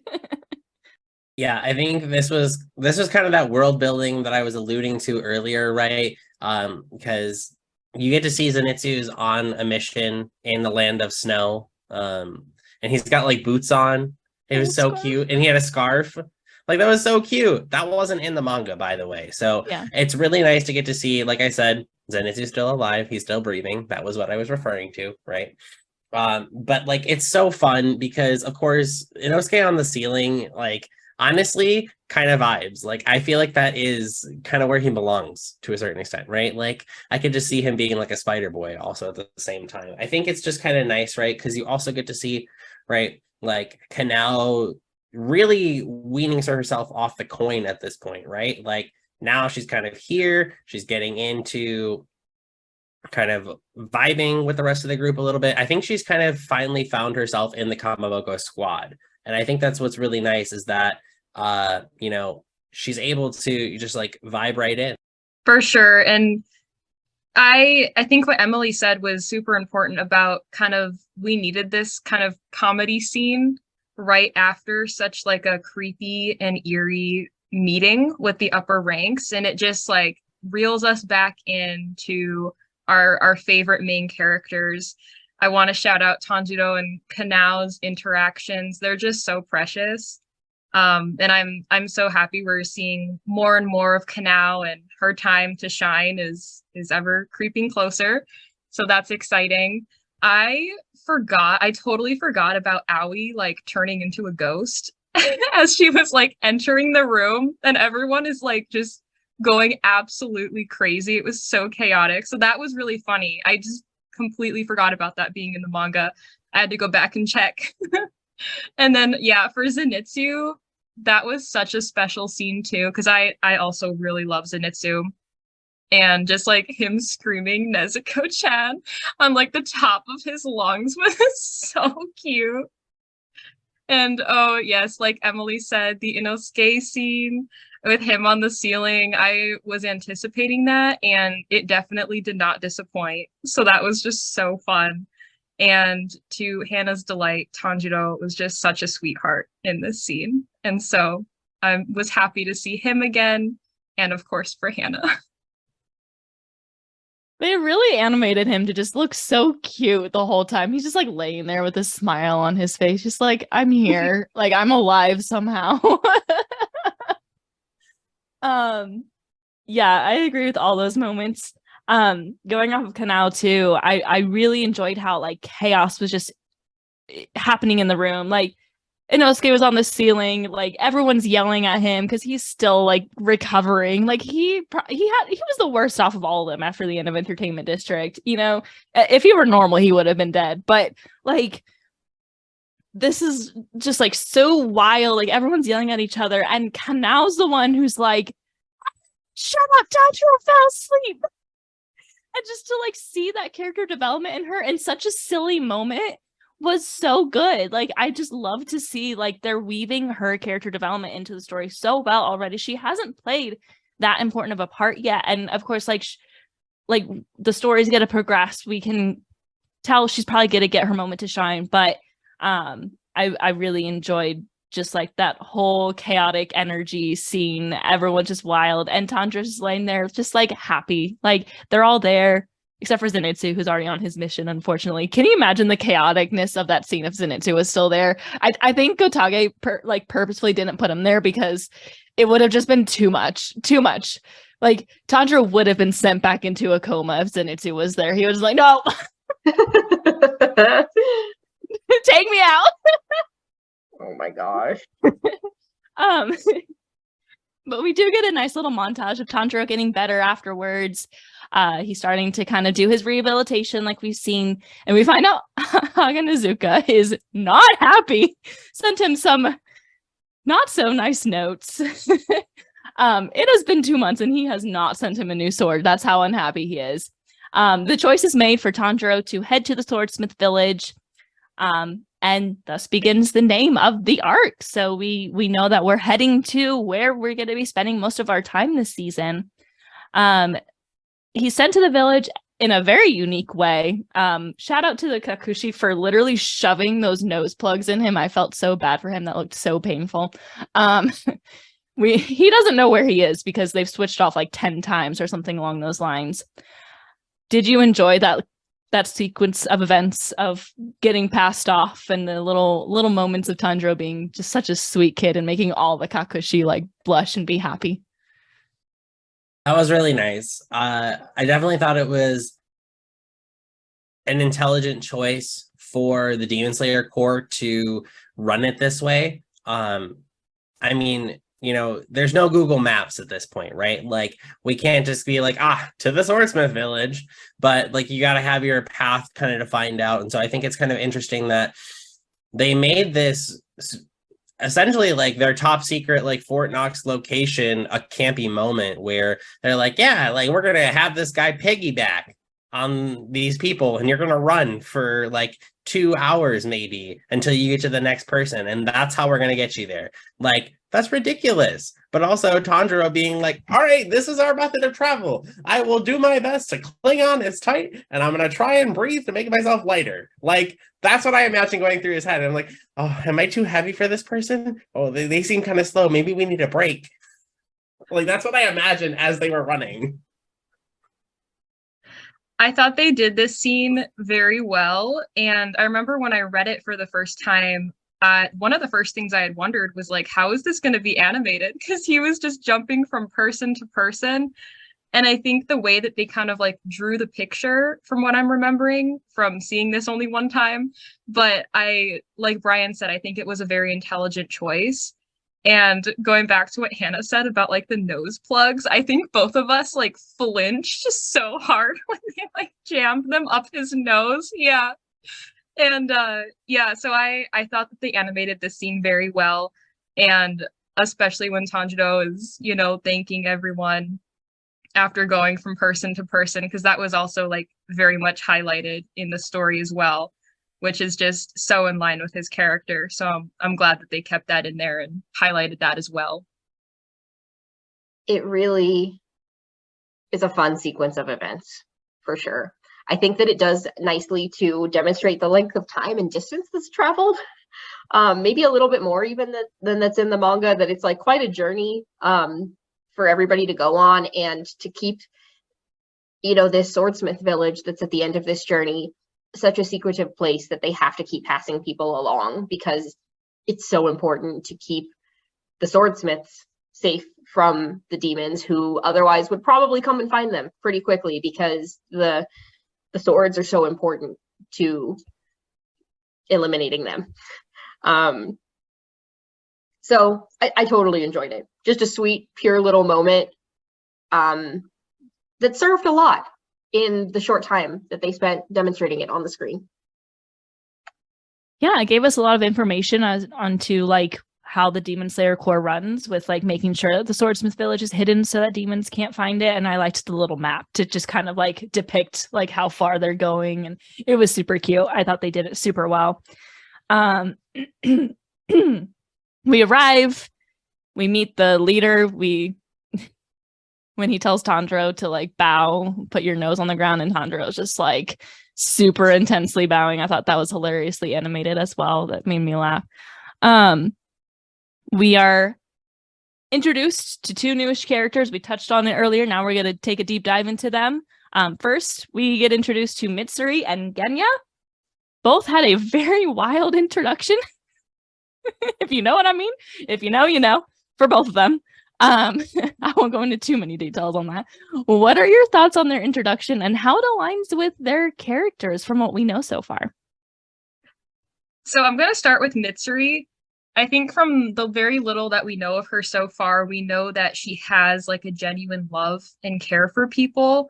And there's this overall just like very like cuteness that surrounds her. Like she loves to say like, oh, that's so cute. And like she just genuinely just loves everyone and everything. And I think that that really shone very bright in her interactions with Nezuko. Those were some of my favorite scenes, just their little interactions of like Mitsuri like tickling Nezuko, or like Nezuko going in to hug her. And just like the acceptance of Mitsuri to Nezuko was just the absolute sweetest thing in the world. And so I think her introduction was done very well.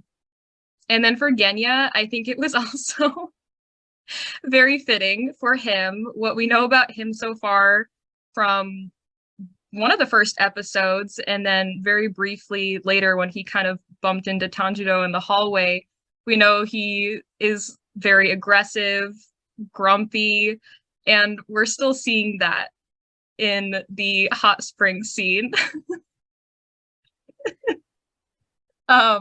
You know, when he kind of didn't say anything to Mitsuri when she said hello, kind of we're still getting that same personality, and we don't really know why he's like that, but maybe we will learn in the future.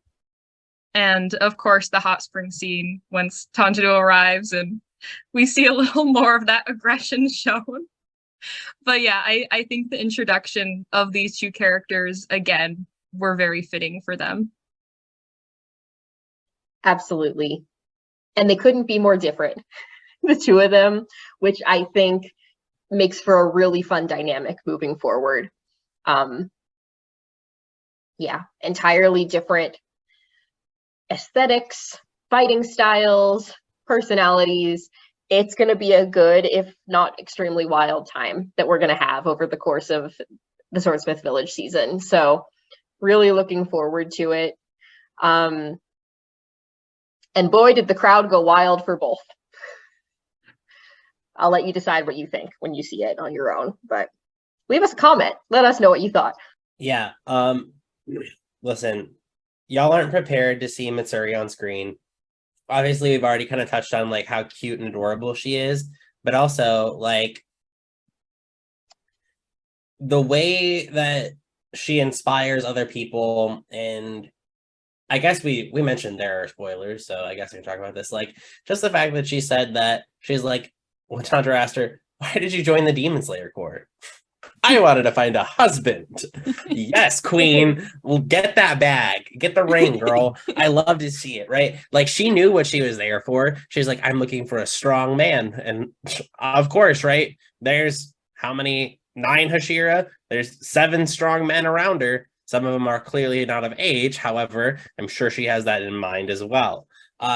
But really, like, looking at Mitsuri, she's going to be so much fun this season. And I think,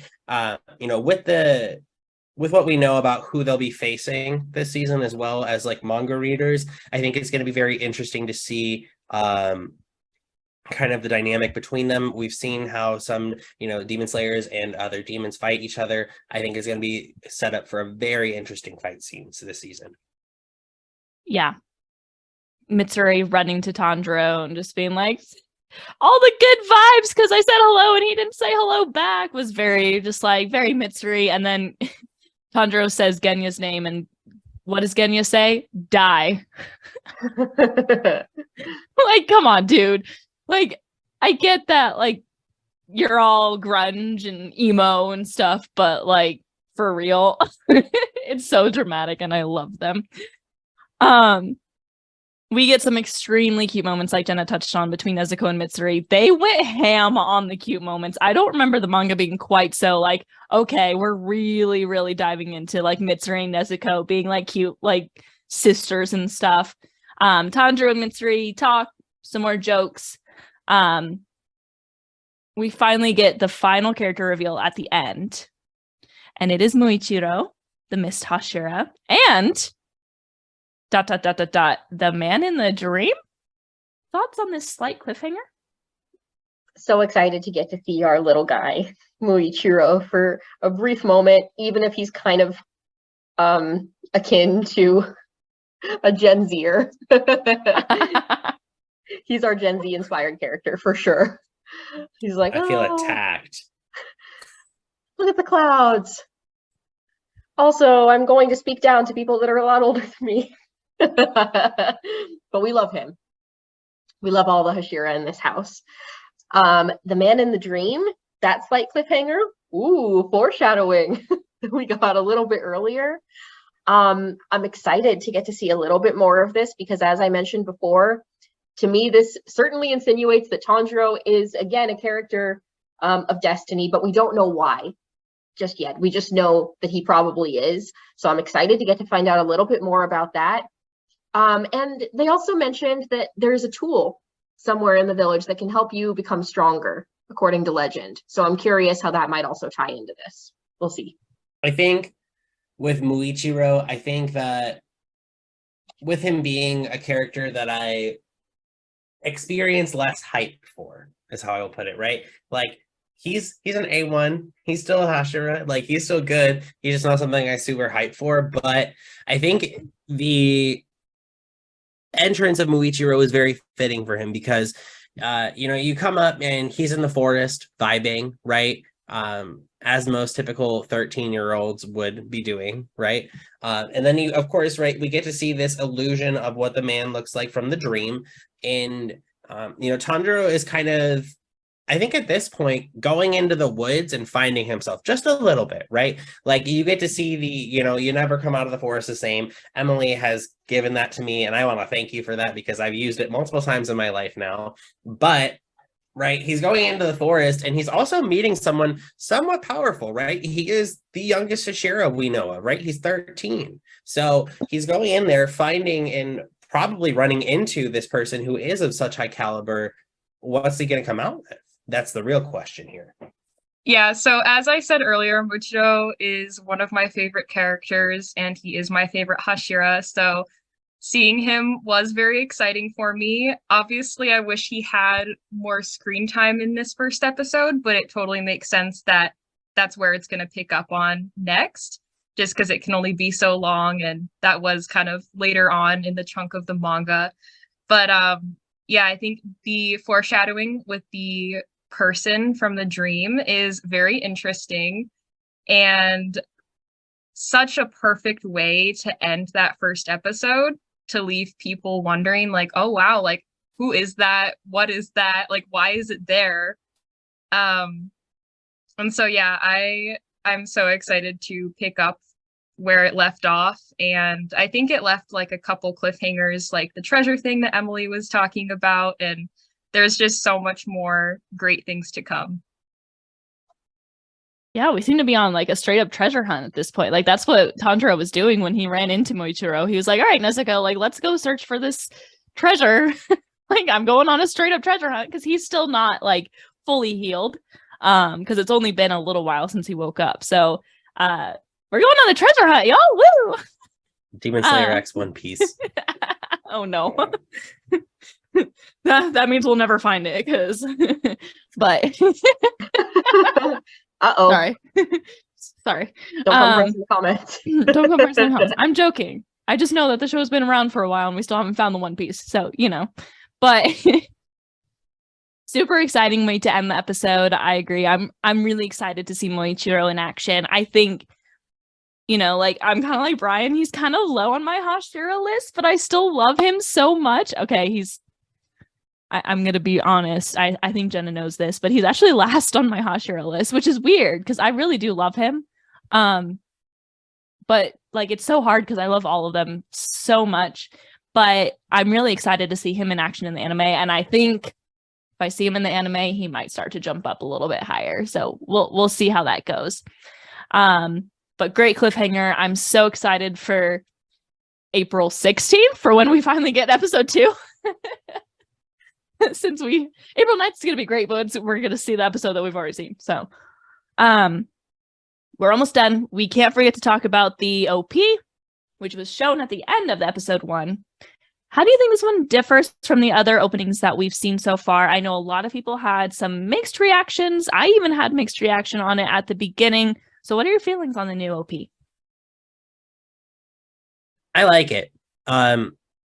It's definitely different than what we've seen before. I feel like the intros that we've seen before have been like right up in your face, like bang, bang, bang, just kind of like Demon Slayer is. I think this one's a little bit more drawn out.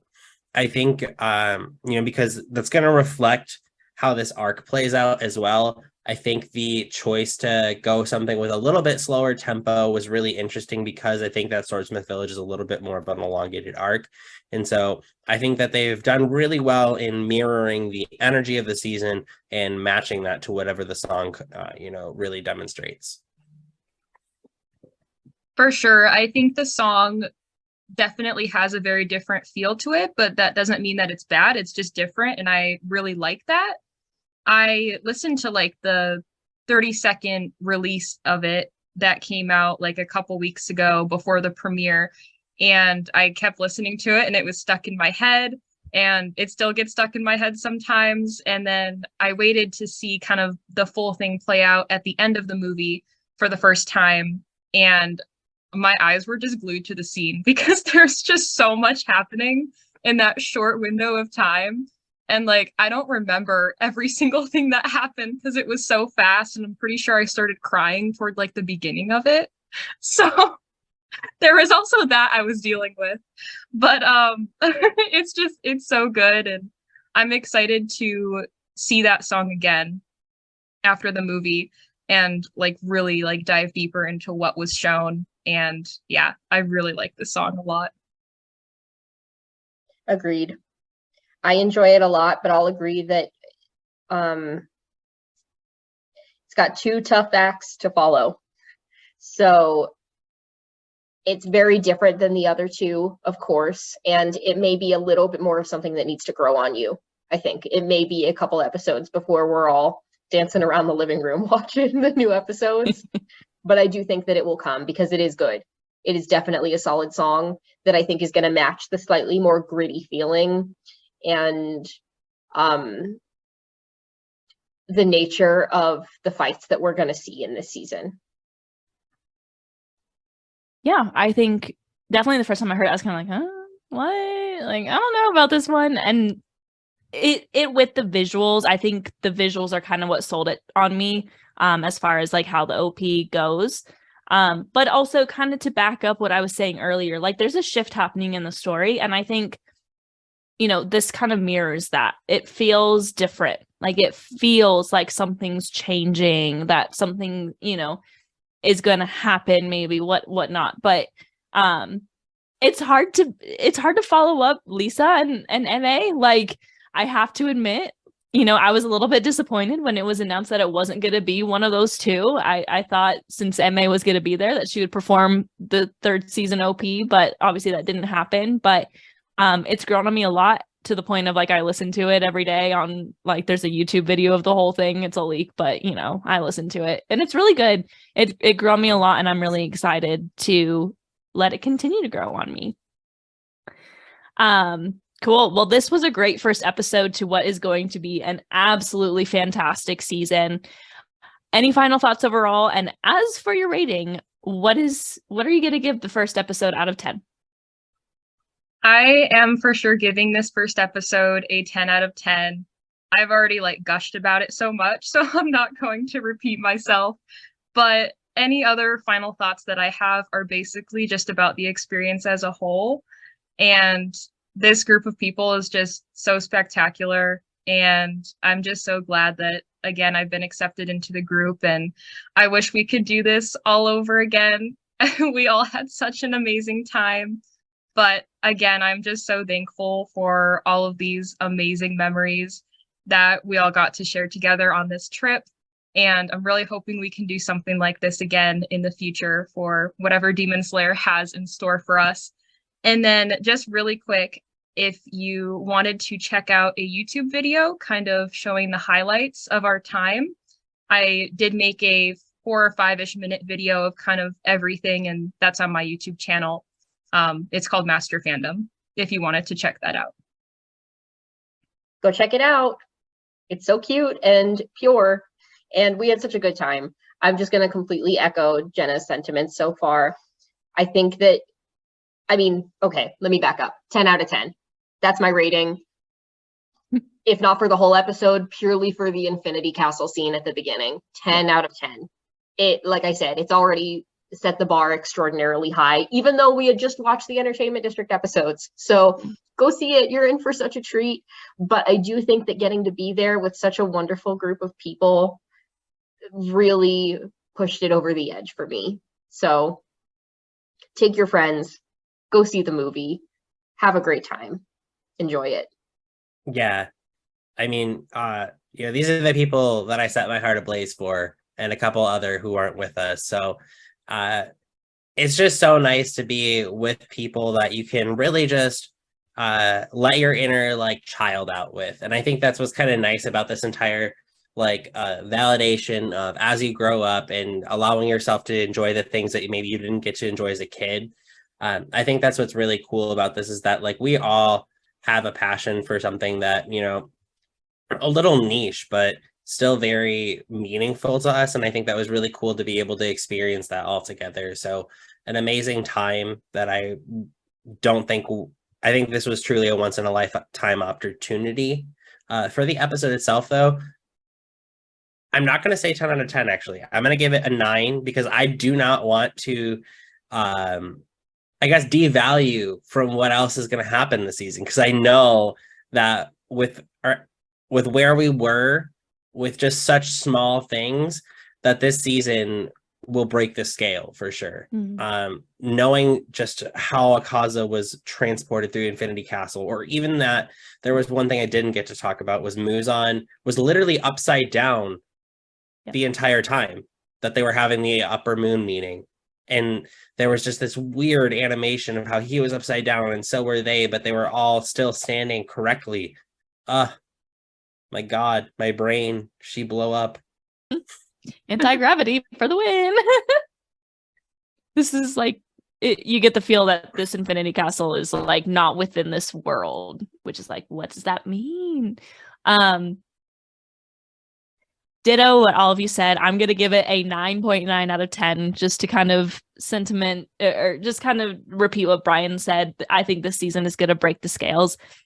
It's a tough act to follow of Entertainment District, and I think what they showed us in this first episode, it has made me trust them even more, to the point where I know that this arc is going to be even better, and then the next arc is going to be even better, and then the next arc is going to be even better, because like UFO Table is proving themselves time and time again, and there's nothing to worry about. So I'm going to give it a 9.9 out of 10, just because I know that like the episodes that are to come in this season are going to break the scale.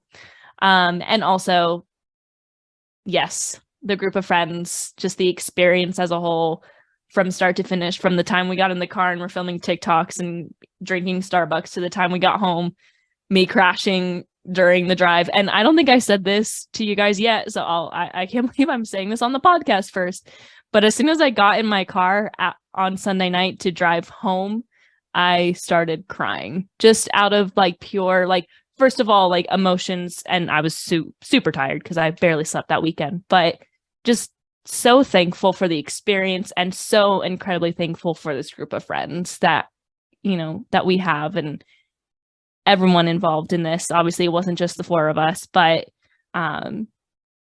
it was just like an incredible experience. And going to it alone would have been fun, but doing it with all of you guys was the icing on the cake. So it was just really incredible, and I'm forever grateful for that. Whew. What a review. This was a long one. We are definitely over time. However, let's very quickly, let's talk about our favorite moments. I will go first. I'm going to go with one that's maybe a little bit different from what I think most people are going to say. But I am a huge Tankana shipper, so I have to say my favorite moments were the interactions when Tandra woke up. Just, they had me in a puddle. There's a video of Kanao smiling at him from, like, someone somehow managed to record some of the movie, even though security was so harsh on us. And you can hear like a group of people just screaming on. I know that I was the loudest one. I love them. And I just love that whole scene, that whole chaotic scene going from the seriousness to the comedy, just the good transition of everything. I really enjoyed. Good choice, Hannah. How to pick just one, very, very difficult, but I keep coming away with the Infinity Castle, and like just the whole scene is phenomenal, but honestly, just even the introduction, and I love Akaza, so I think I'm gonna have to just stick with that. Just like the introduction of the infinite nature of the Infinity Castle and how the animators were somehow able to capture that magic and blood demon art. So cool. I'll stick with that. I think for me, we all know I love camp. We all know I love comedy, right? I think next to Inosuke being on the ceiling, the second funniest moment of this episode was when Doma was the last one at the upper meeting. And he was like, oh, can I go with you guys? Like, I'll help out. And they're like, no, did you listen to Muzan? And the Biwa demon is, of course, transporting people in and out of the castle as they're leaving. And he's like, Muzan, you listening? And then the Biwa demon just hits the string and he's gone. And I'm like, at me. Okay. It was just too funny. It was like, hello. Bump. It was just too good. I love that so much. I love all of those scenes. Yeah, that scene of Doma had me like absolutely dying laughing. And the thing about this movie is that it was really just like one thing after another of like all of these brilliant scenes, whether that was like creepy or funny or whatever it was. Like, it was just so great. But I have to say my favorite scene was the Infinity Castle, as well as Emily. And it made me feel like a way that I haven't felt in a really long time. And just the absolute, like, it was just so stunning, like such beautiful animation. And I already talked about all of this earlier, so I'll keep it short, but I'll say the Infinity Castle. I absolutely love the dynamics that we saw between all of the upper ranks, especially Akaza and Doma. Like, that's what I was like most anticipating, is all of their like funny moments together, and it did not disappoint. But the Infinity Castle, once that comes out and I'm able to rewatch that episode, I will be rewatching that Infinity Castle scene so many times. Over and over and over again. Amazing. Well, what a wonderful, amazing experience. You know, like I keep saying, this episode's going to be super long, but I think that it needed to be, to just get our hearts out there about our experience. So that is it for today, folks. Thank you so much for joining us for this beast of a review. I cannot stress it enough. Please go see this movie if you can. It is absolutely worth it to see Tengen versus Gyutaro on the big screen and welcome the new season. Remember, this is a gift to us from UFO Table and Aniplex, so take them up on that offer. Don't forget to follow us on all of our social media. We are Hashira Half Hour on TikTok, Instagram, Twitter, and YouTube. And also, don't forget to follow Jenna on Instagram and TikTok. She got a TikTok. Woohoo! At jenna.master.fandom. She does a lot of great cosplays. You'll see me appear in a lot of her posts as well, since we see each other so often. But for that, as Hanai-san and Rengoku, I almost said Rengoku-san. Say it. As Hanai-san said about the seafood he ate in Malibu Beach, and as Rengoku-san would say about anything, UMAI. Mike. UMAI. UMAI.